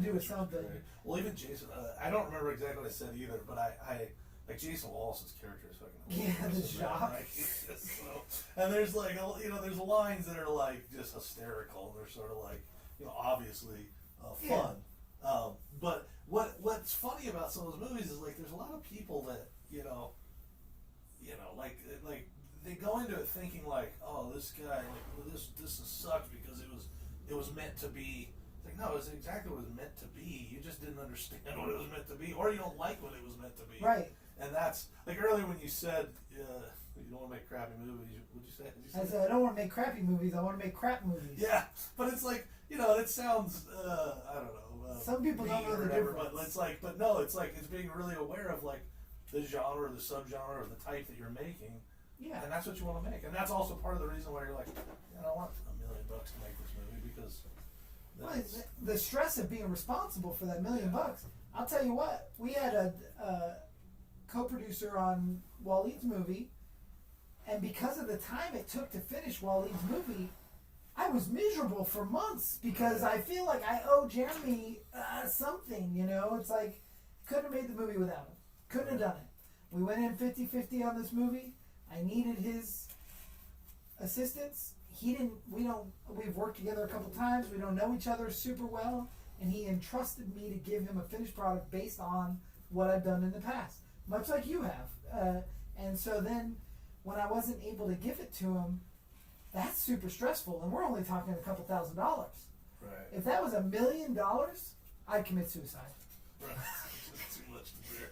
I don't know. I would never commit suicide. Yeah. And the worst part is because I couldn't commit suicide, because then I would think that guy has to go the rest of his life knowing I quit and didn't give him his money. I have to give him back his money.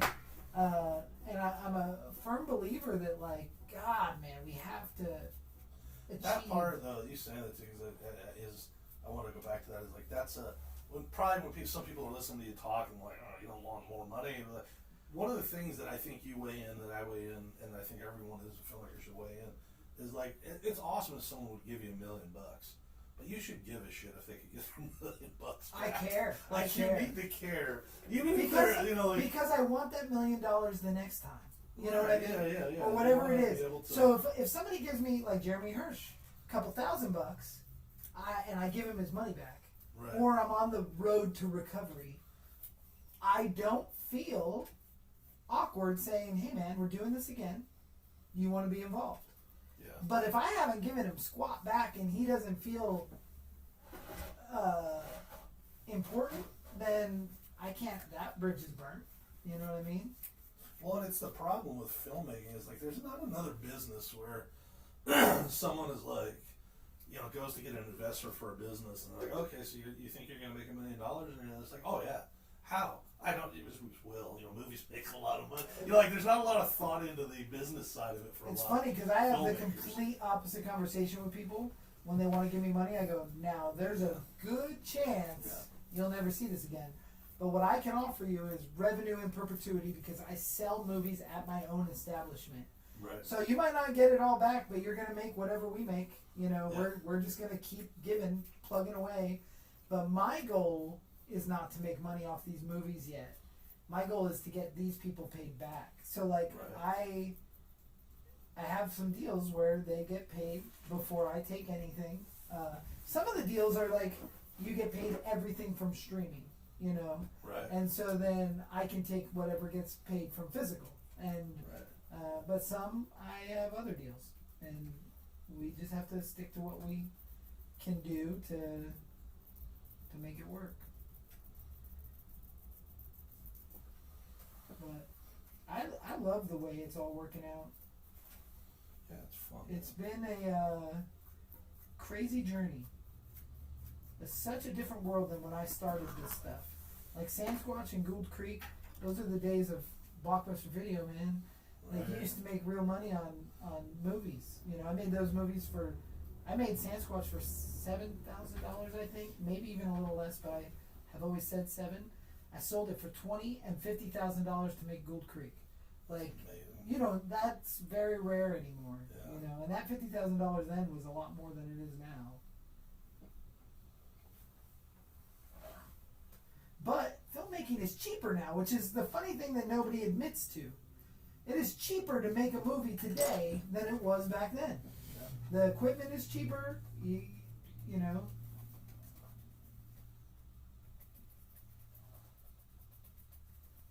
And also, it's like any other art. It's like you gotta just keep doing it to get better at it. Yep.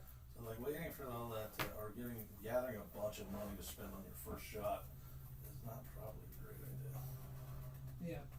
Or your chance of success is not going to be as good as you'd think. But I think that there is a movie. If somebody wanted to give me $100,000, I've got that movie written already. It's my adaptation of Princess of Mars. I knew you were going to say that. Yeah, I mean, the only reason I haven't made that movie is because I don't have the money. That is more than a 5-day shoot, I promise, and that Right. is it's epic, man, and it's my dream. I've been sitting on it for 7 years. That's just a really big project, and Right. I don't need more people involved necessarily, other than like art department. But I don't need a million cameras or this or that. I just need the props and art department. It's like making Star Wars. Yeah, you you know, need the $100,000 would probably suck right up. right. You know. I read something this has been about a month. I was meaning to tell you. Maybe it was I saw an article, and now I don't even know if it was true. but it was something about that Disney was going to bring back John Carter. Oh, cool. And I love that fucking movie. That movie sucks. Do you like it? Well, I'm a huge love fan. that I'm a movie. huge fan Yeah. of the source material. That movie's terrible. Yeah, well, you're not. I'm not. You're not the only one because that movie didn't do very well. But what I will say is that story, that Edgar Rice Burroughs story, is responsible for all of sci-fi. I mean, it's responsible for He-Man and Star Wars and Star Trek. It's responsible for Quantum Leap. It's responsible for all sci-fi as we know it. Comes from Edgar Rice Burroughs' Princess of Mars. And The Asylum, believe it or not, made a really good adaptation. yeah, and I still haven't watched it. It's better than John Carter. But, well, they just messed up. There's a lot. What didn't you like about John Carter? The timeline is freaking funny. The Tharks are stupid looking. They look like, Yeah. I mean, that's like Frazetta art masterpiece they had to pull from for costume design, and they didn't. Right. I don't know. I just feel it's just so lackluster. I love Taylor Kitsch or whatever his name is. Is that his name? Yeah. I love him as Tim Riggins in Friday Night Lights. Not John Carter. No. Not at all. John Carter should have been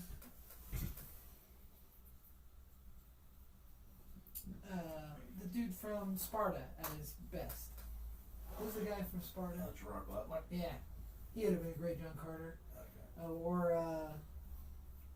I mean, it needed to be a raven-haired, like. Also, the Princess of Mars is supposed to be the Princess of Mars. I can't even recall what she looked like.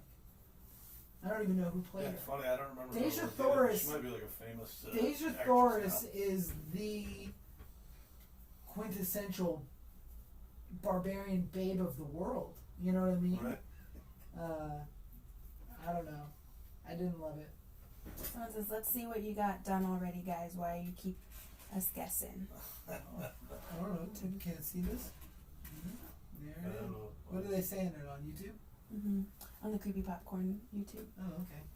I'll work over here so you guys can look. I think I'm getting close to finishing up this one, but there's still what I'm still not real happy with here is I feel like there's something like I have all these lines and this stuff, but I think it's because I built it up to cover the nose so it looks like he doesn't have a nose. Yeah. But I don't know. Sorry. No, that's fine. It's gone now. Don't worry about that. I think you're doing good. I think you could get some cross hatching going. You're a little bit too smooth. Okay. Like add in some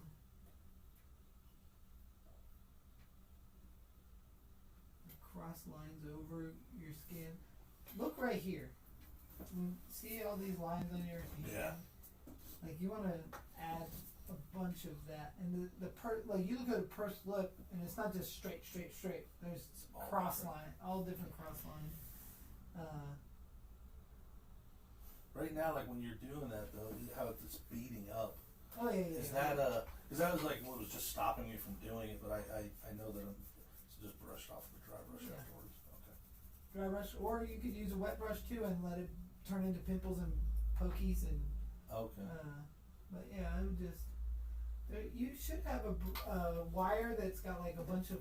Yeah, I was wires. using that. Spread those out, and you can go a little bit. This guy. Yeah. So I like to fan these out, and then I will just create all those pores, That gives it more depth, and I think that's Yeah. what I was looking for. and then you can just brush that off, or you can go back with a little bit of water if you want.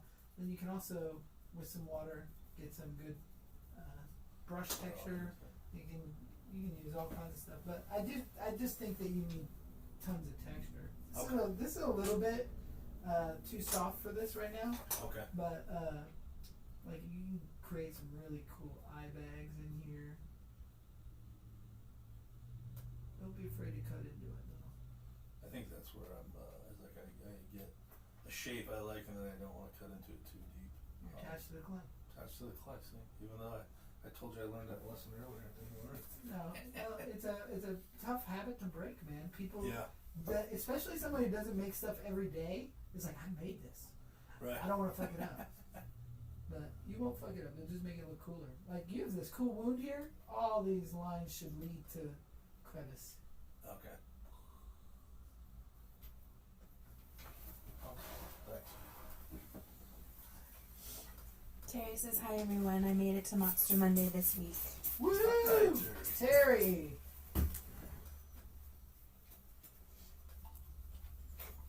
She wants to know what you're working on. This is a zombie. This is a zombie that is going to be for our upcoming feature film, Return to Shadow Valley, which is not a sequel.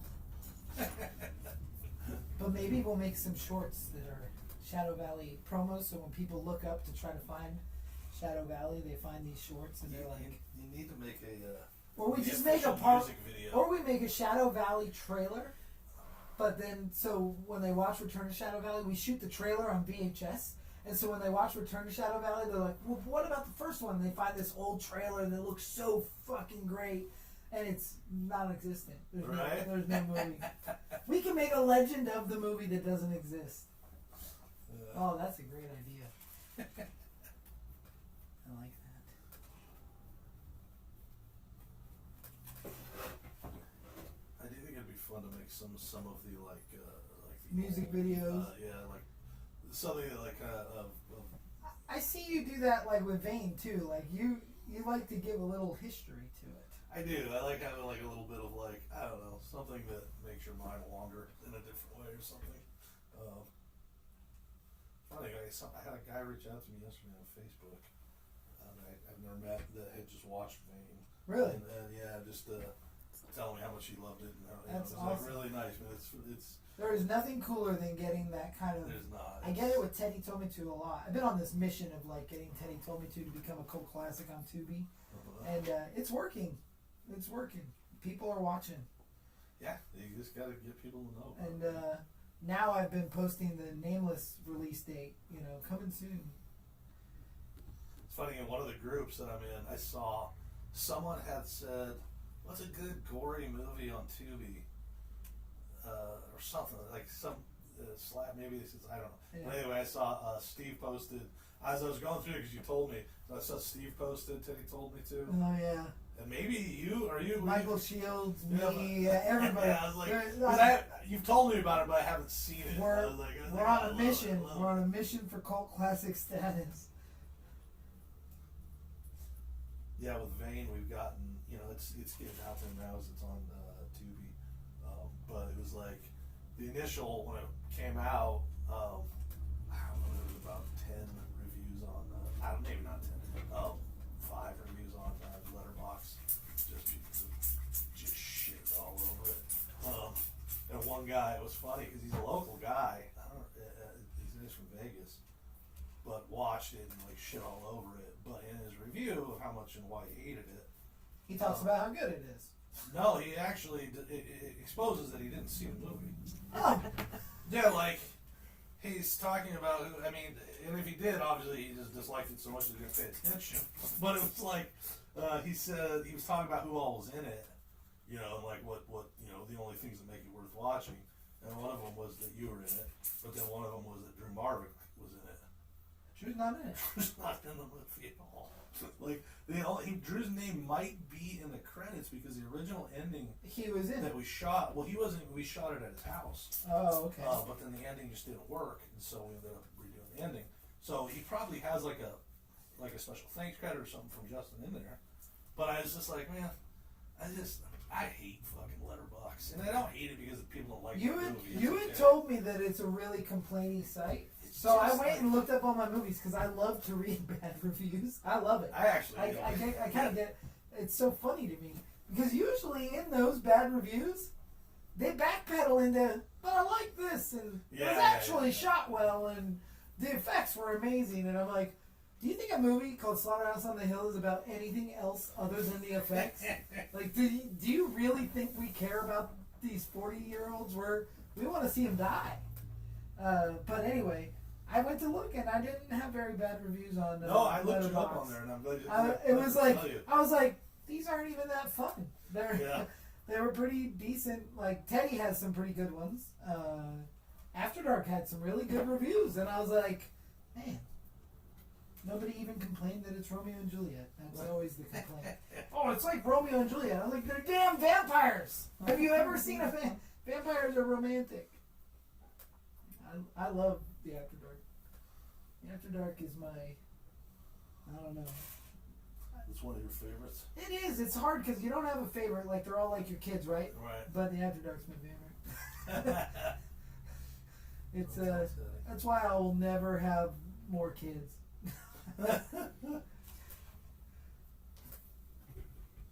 I love the After Dark. The After Dark just hits home for me because of just how hard it was to make that movie. Well, and also like how long it was with you, right? Yeah. I mean, pretty it had cool. been developed so many years ago, and to be able to pull it off with what was in mind then, that's kind of a crazy portion of the story. Is like something written in the '90s that has '90s all over it. You know, love it. And the people that were here to help make it. I mean, it really, God, it was just so much fun. I had a broken leg. That was. Did you do a that wasn't skateboarding fun. accident like right before Yeah. or something? Yeah, You lunatic. on the ramp that I built for the movie. But like directing the whole movie from like a peg leg, like Yeah. hobbling around. I watch the behind the scenes sometimes because we play them in the Monster Museum. Oh, it's just lunacy, man. Absolute lunacy. And then I hear these people that are like, "Oh, I got sick, or I got hurt, or blah, blah, blah." I'm like, whatever. Yeah, nothing stops Tom Devlin. Can't stop, won't stop. I mean, maybe I should with that kind of stuff sometime, but Are you fully healed from that finally? yeah, finally. It took forever, but you Yeah. know what happened? I changed my diet and got better. Helped a lot, yeah. Got better. It helped a tremendous amount. Dude, this movie is gonna have the coolest rotten zombies. I'm gonna have to stop sculpting heads for a minute and jump to some chests and some arms, because otherwise we're gonna have a million heads and they're not gonna have the rest of their body. I want to do some arms and kneecaps and just parts to stick out of the clothing. Oh, one of the things I wanted to talk about was when I was working through the kind of trying to figure out like perks and different things that people can do and be part of it. One of the little challenges as I'm writing the script is I'm really trying to keep it. The idea is that once you get to this epic party, it's not very epic. It's kind of a letdown. But it's like they've rolled in like sort of there's all these people like these three different main groups. But I do want there to be sort of like some background, people that don't have any part in the story and probably maybe They're have gonna one or die. two lines. They're gonna die. But that was like I was like, oh, that's a fun. Those are fun people that we could have the perks for. Sure. Because like you could just be a background deal, but then also like one of the victims. Because when everything starts happening, once all the zombies start kind of showing up and killing everybody. Well, we gotta have a good kill montage to some upbeat music. Right. I mean, if it's a Tom Devlin movie, there's going to be a montage, there's going to be slow motion, there's definitely going to be an entire song that plays out at some point. That's but I definitely think that we're going to have a slaughter montage of just, I see the zombies just unearthing, coming out of the ground, eating people. Yeah, It's going to be awesome. I am excited for you to get the script. I am too. I want to read that. And I want to I want to talk about it at the same time. Like I know, I'm like, no, I just want to I want you to read it. I want to see what you really think about it. And I'm real interested because I have like these characters kind of in my head, and I see things, but I don't know that any of it's in your script. Right. So I'm real interested in all of that because I just want to start the planning. I can't wait to go location scout and bring Steve out to the property and talk about, oh, we're going to need a gas station here, we're going to need a cabin here, we're going to need this, and just, I have a ton of work coming up. I'm building this haunted attraction starting today, really. We're going to go pick out the stuff to do it, the containers that we're going to build it in. And so as soon as this project wraps up, we are full-fledged on this project. So it's like, I have this awesome timeline, but while I'm working on that other one, I'll just be cultivating, and then come June 1st, I will just hit the ground running with this. So we'll be ready in July, and Awesome. getting these zombies sculpted is such a pre-production dream, because it's like, I don't even feel like we're working. Right. We're just making stuff Yeah, that's gonna get used, and it's like, I just, God, I mean, I don't know, that is just like the dream, is like, oh, we gotta make a zombie movie. Well, we have 15 sculptures here, ready to go. Terry said you just jinxed yourself. She said no more kids, and she had her youngest at 43. Oh, boy. And she's asking what Mike's working on. She said she didn't mean to leave you out. I'm working. That's nice too. I'm working on a zombie too. One for the movie as well. Yeah. Which is really fun because I've never. I haven't sculpted a lot of busts. Like I always sculpted smaller stuff. I sculpted a couple of these big ones when I was young. I was trying to, learn this Be a and mask enjoy maker. it. Yeah, but I knew early. I was like, I'm never gonna do all the work. Like I was like, it was too hard to learn, and then at the same time, it was like I just knew that I It was also not, expensive. Yeah, it was like back then, expensive. going through Monster Makers or something was expensive. Yeah, I just didn't. I knew that it wasn't for me. Like I want to sculpt. I love to sculpt. I could sculpt every day for the rest of my life, Yeah. just because I enjoy it. It's just fun. Moving making mud stuff. around. Yeah, but I never. I was like, I'll never make a fucking mold. I tried a couple of the little the cut molds, the little easy ones that they show you how to make. But I just was like, I would cut too many corners because I just didn't want to do it. Oh, I hear you. I do that now. I didn't do that then, but I do that now. Yeah, it's like it's like the measure of you knowing is like, yeah, I'm not gonna ever. God, I love doing this. No, that's good. It's funny. I sculpt a lot of stuff with my son, and I'm getting him to because he always wants, like a toy. Like everything that he sees, there has to be an action figure for it. Everything that he watches, and so now I get to the point where it's like I don't show him certain things that don't have action figures because I'm like, I don't want to make that fucking toy. With these machines, Yeah. anything is possible. Well, what's also funny is that he's spoiled because he's grown up at this time, and I have so many toys. Yeah. That when he was 4, he's 6, he's gonna be 7 soon. But he was like, he needs to have more articulation. Like like old Star Wars guys were just not quite like, nah. I needs to have more articulation. He got really into what's it called? Big Trouble in Little China. I love that. Yeah, and I loved that he loved it. So he wanted an action figure so bad. Those have terrible articulation. Yeah, those little Star Wars guy articulation. I bought it when I was all excited, and he was probably 4, and then he was like, yeah, he's like, this is not, this doesn't move right. He's just he enjoyed it, he was sweet about it, but he was so either way, I'll kind of use Magic Sculptor, one of those things, and we'll make an action figure out of a previous action figure, which is fun. Yeah. But the thing is that he's impatient. He wants to play with it immediately. He wants to touch it all the way through. Yeah. Now he wants to help. What was great is in the beginning, and whatever I did was cool. Now it's I get that doesn't look right. That doesn't look like him. And but it's I don't even have the time to actually make it well. So it's but anyway, it's fun. When my daughter was a little bit younger, she was real into Five Nights at Freddy's. Now my son is, and she's not at all, but she wanted to make these Five Nights at Freddy's action figures with Sculpey.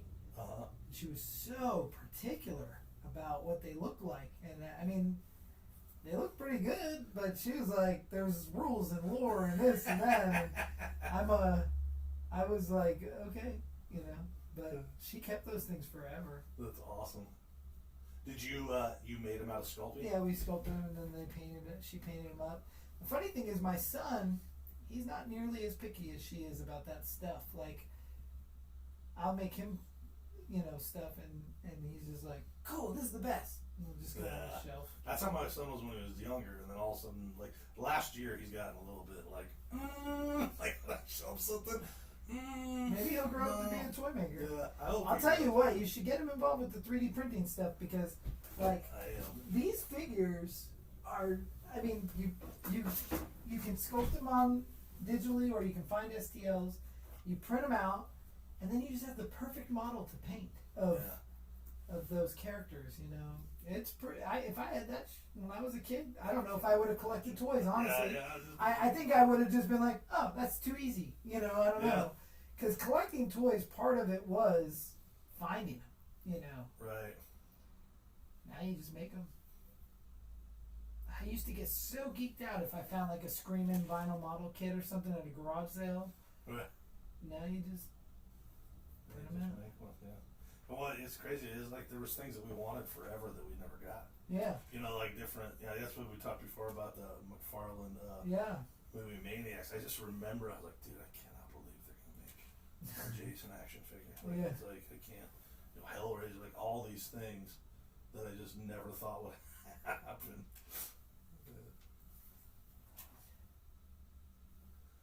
Yeah, my son, he wants to have a Five Nights at Freddy's birthday party. That's awesome. So That's awesome. he's recently into. He's into that anyway. I didn't love those movies. Did you watch them? Yeah, I really like them. I don't know. The first one actually I liked a lot more. The second one I don't really. I think what I like about them the most though is that the gateway drug it is for my kids. Yeah. But I love Matthew Lillard, and I love that he got back into a horror franchise. Yeah. I love.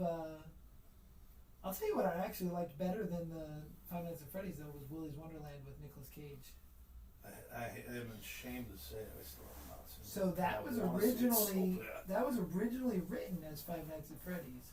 Oh, was it really? And I don't know if it was a pitch or if it was actually going forward, but it never got made. And so then they made it into Willy's Wonderland. And aside from, I think the creatures could have been a little bit cooler, and that's because I know Ken Hall, who made them, and I know he's better than what I think I saw. I just would have done it very differently. The creatures could have been quite a bit cooler to me, but I thought Nick Cage was brilliant. Yeah.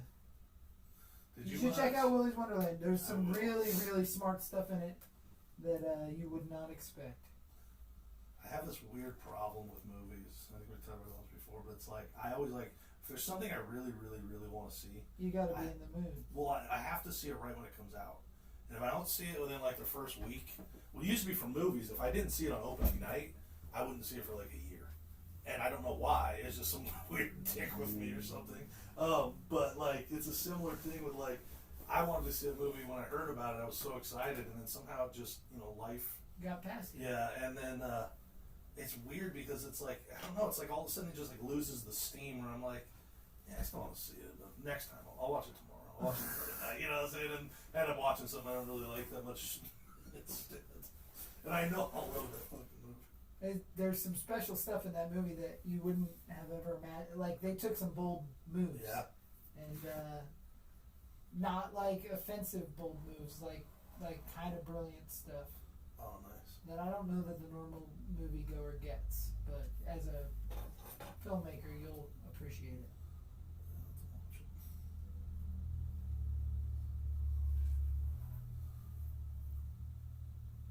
Alright, so I think I've done a lot of this, Yeah, but now, do you think that I should keep going, or do you think it's time to clean up? I think it's looking great. Okay. No, it's good. So for cleanup now, it's just like a little, like a light water, and just. I don't even think you need to use any water on it. Just a. I think what I would do is a little bit of texture with stampers. In that top bin, is there any black sponges? No, the blue bin. Are there any black sponges or just yellow? Just is this. Nah, too small. So in that in this bottom bin, there's a square that This. right there. So with this, I would just come through and just do Cool. some rolling on there, Okay. just to give a little bit of pores in some of the blank spots. Anywhere there's like a big blank area, it looks like clay. Okay. Just give a little bit of pores, and then yeah, that's looking great. And we'll probably just dust it off, maybe with some baby powder, and There we go. good to go. I keep breaking. Fuck this tool. I pulled that circle tip off of that thing so many times, I'm done.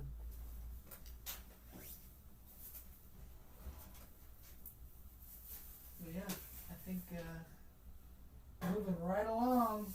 2 more zombies. Brandon says, if you ever need a suit actor for a movie, I'm game. I'm 6'7", and you've met me a few times before. LOL. Brandon who? Where'd I meet him? See if he answers. I meet a lot of people, but where did I meet you? Because I do know that I have met some tall guys that I'm like, you'd be a great monster. There was this guy when I made Monster Among Men, and I wanted this massive, tall, person to play Bigfoot, and there was this guy that worked at the casino that I was working at, and he was, dude, that guy had to be 7 feet. He had played college basketball. Yeah. But I didn't know him. He was like a bartender working on the side, and he was just kind of I don't know. He didn't seem like the warmest guy. It's like I always wanted to ask him, but at the time I just didn't have it, so I never did. I ended up using someone else.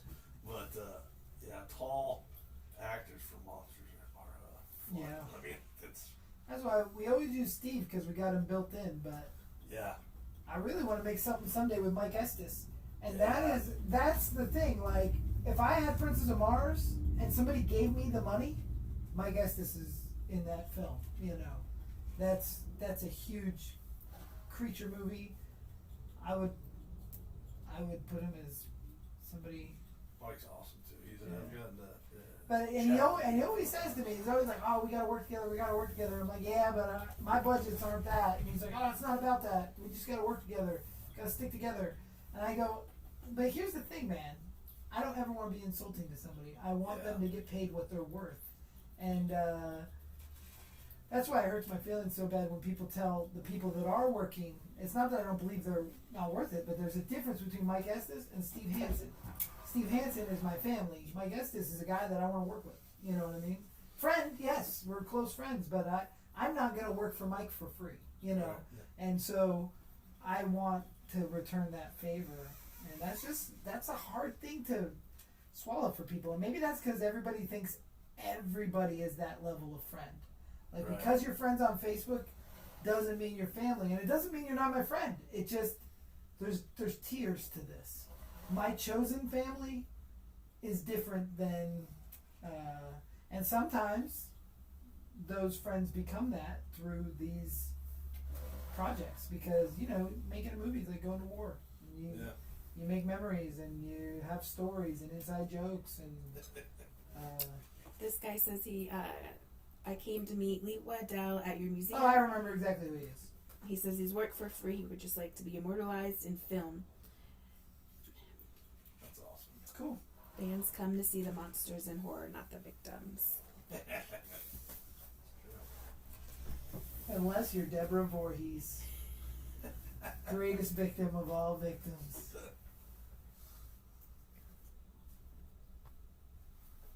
Yeah, Mike Estes. I knew that Mike did stunt work. Yeah.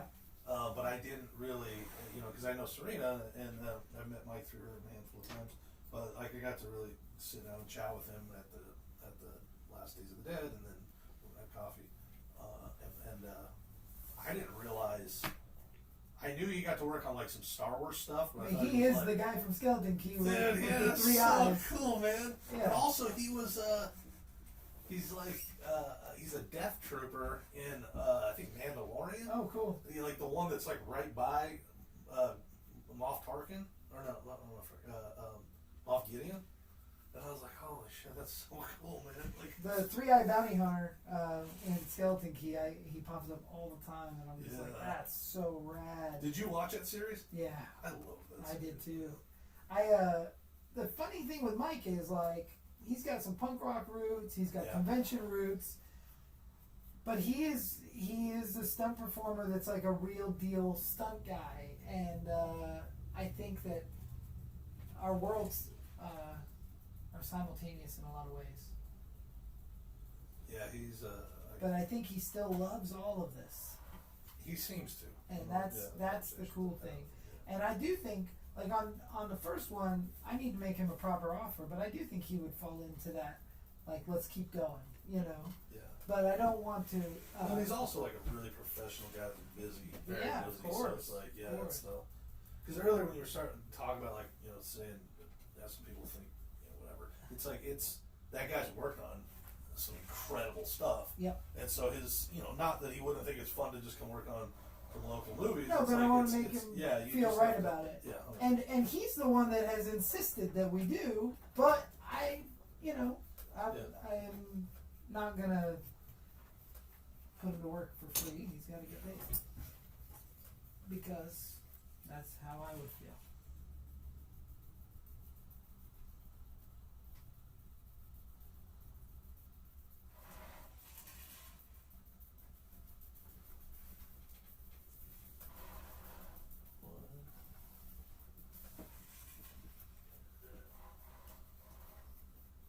That dry brush is cool, actually, man. Yeah.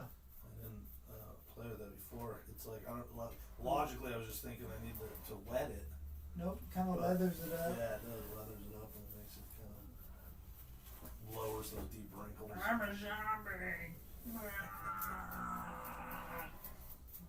Well, I don't feel like we talked about much deep stuff except for the movie Oh, yeah. this time, but it's kind of hard to not talk about the movie. The closer we get to me reading the script, anyway, that's Yeah. all I think about.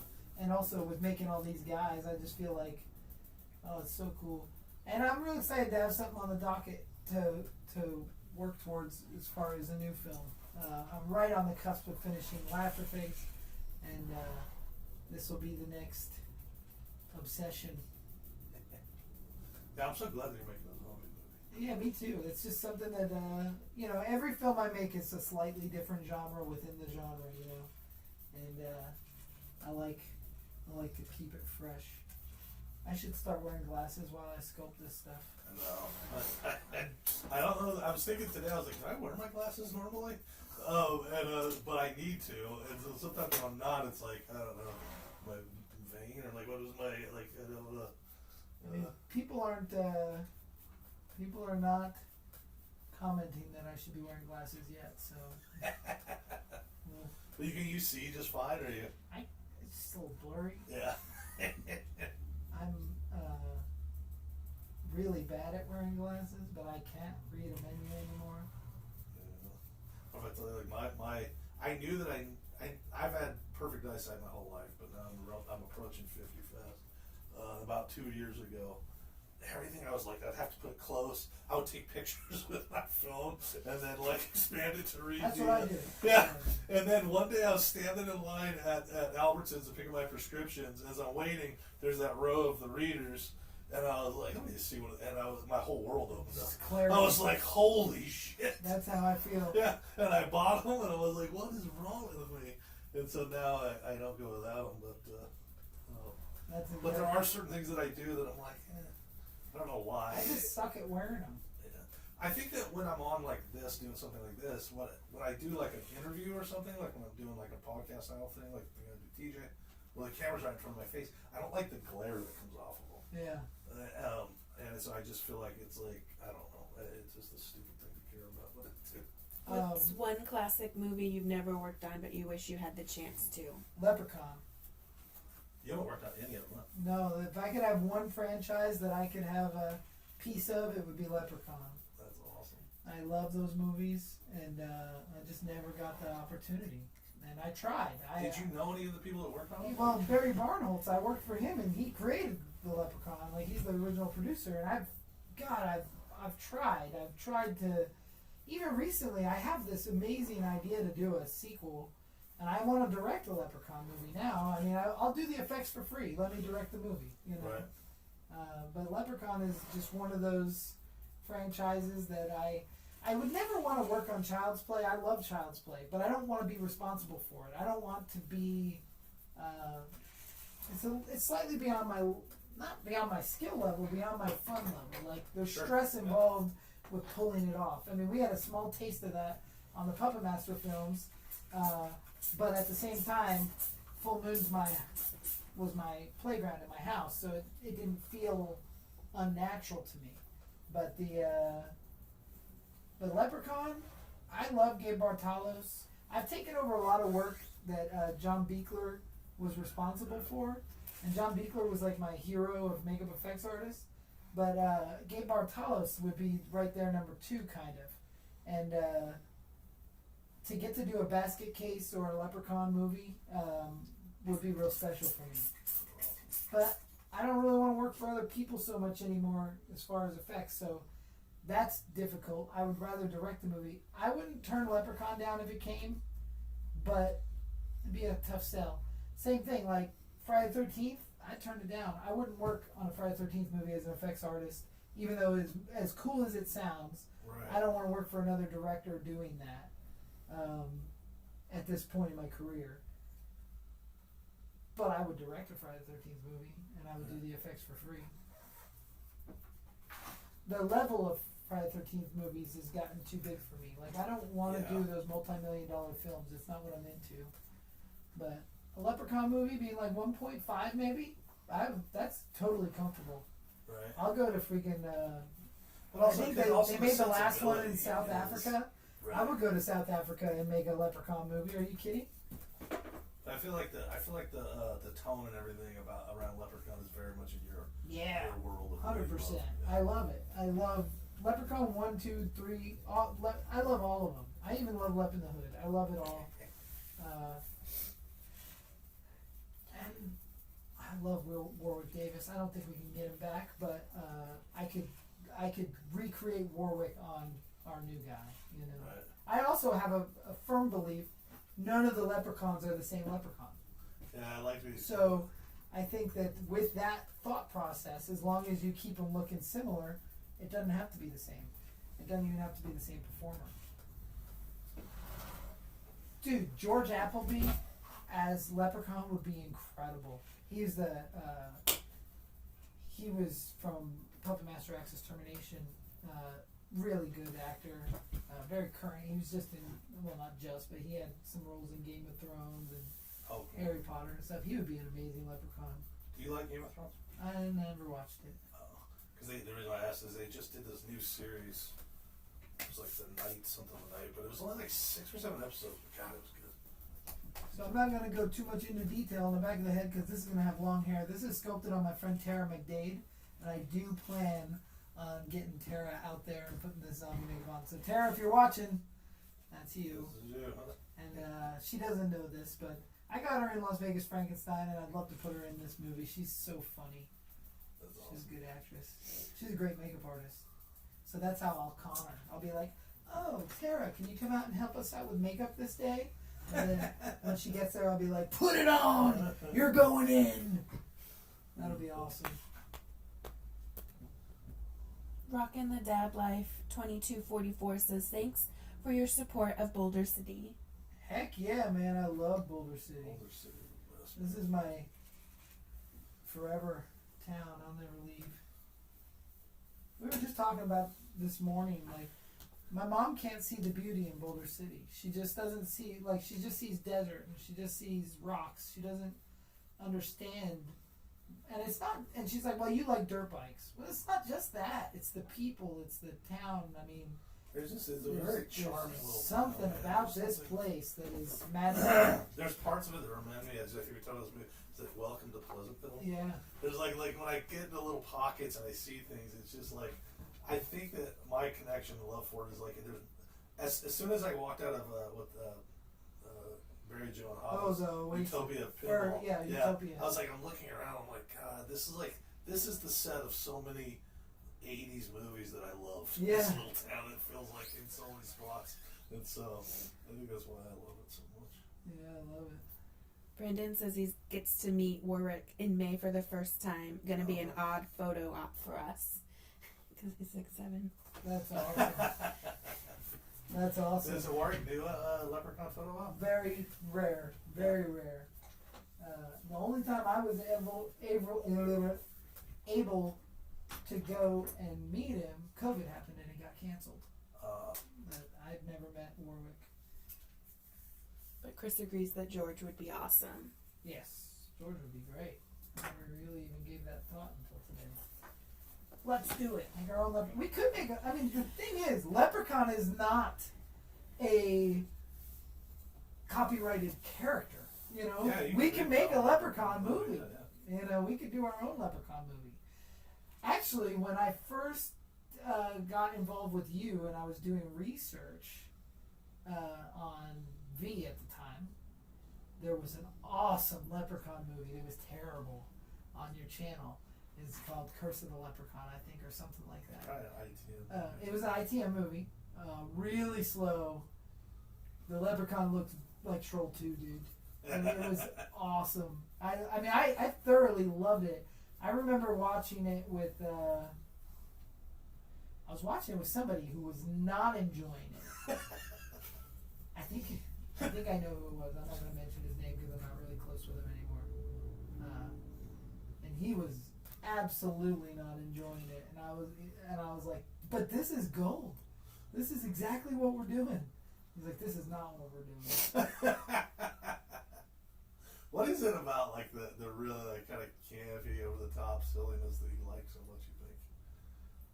I think my roots in trauma, you know, and I don't know. I just love goofy.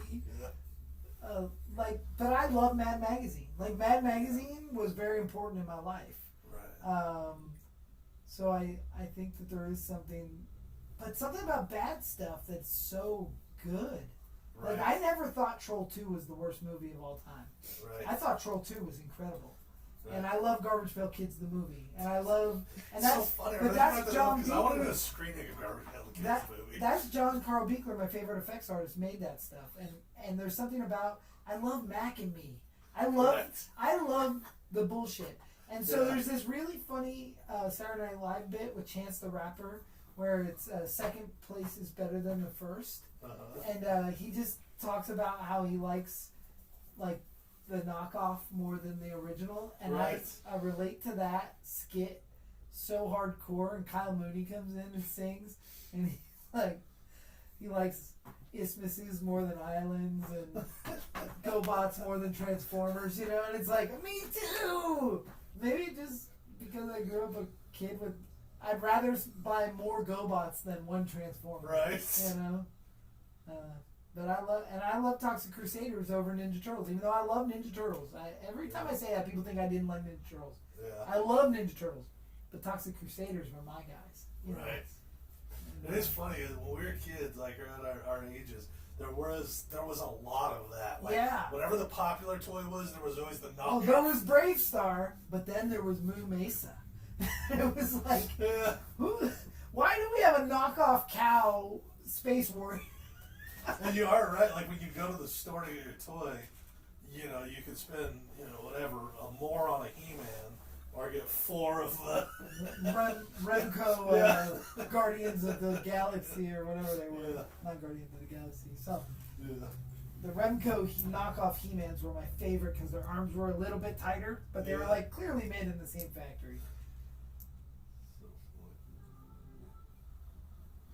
All right. Well, I love the technique that you taught me about this. This was cool, man. Because it was like I feel like I got to a place I didn't know how to get to before. Good. So that's cool. Yeah, the more, especially with zombies, like the more texture, more line work, Yeah. it just crustifies, you know?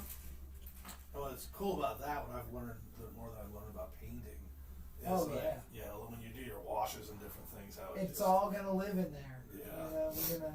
I do a dry brush technique, painting wise, that just I'll base all this in black or brown, and then just hit it with a pale dry brush, and all that detail comes to life. So cool.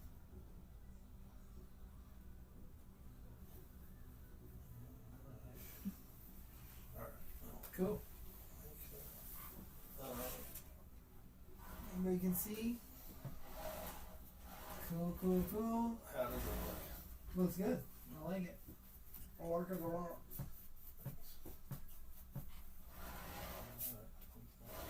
Put a little bullet hole in it. I don't know why. Because that's what He we probably got shot once. More like as a zombie than it was as a human. All right. Well, I think is that it for Good today? Monday. It was a Good great Monster Monday. Yeah. I guess we didn't get any complaints, so I think our new sound and our new camera. Did we get any complaints? No I complaints. think they were good. I think one of the main issues why the sound was going on is because I was streaming from my phone. You know, like all the bandwidth that we were kind of using, it's just like once that drops, you know, things go sideways. But now everything goes straight through the computer, and now it's less of a lift. So hopefully we'll be good to moving forward. All right. Cool. All right. Till next Monday. Until next Monday. Thank you guys for watching. We will have more of our crowdfunding campaign soon. Yeah. And more talk about. When do we launch the crowdfunding? We want to shoot in. You said in July. July 13th or 15th, somewhere in between there. The latest we're gonna launch is June 1st. I want it. Let's launch it May 1st. May 1st. So if we launch May 1st, Then you because I just want a potentially couple of get weeks the of funds lead up. in June. Yeah. Because June 1st, Yeah. I deliver the attraction. It opens on June 1st in Indiana. I'm Okay. not supposed to say that yet. That's okay. The attraction is going to open in the Midwest June 1st. Okay. When I get back, all this stuff. Yeah, and perfect. So then hopefully if we do May 1st, it'll end at the end of May. I mean, yeah, it'll end in June 1st, and then I think it takes 30 days to get the money, which Perfect. will be in time for you to have the money in time to make the movie. Perfect. All right. All right. Till next time, guys. Thank you guys. We'll see ya. See you soon. All the stiff joints when we do that one.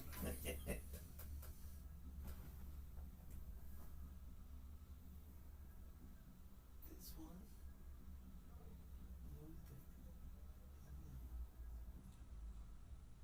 What was that King Hunter makeup for? Eric that for Mathis's Was that for the trailer? Yeah. That's for Eric Mathis's Rougarou. What do you make? Just a trailer for that, right? Yep.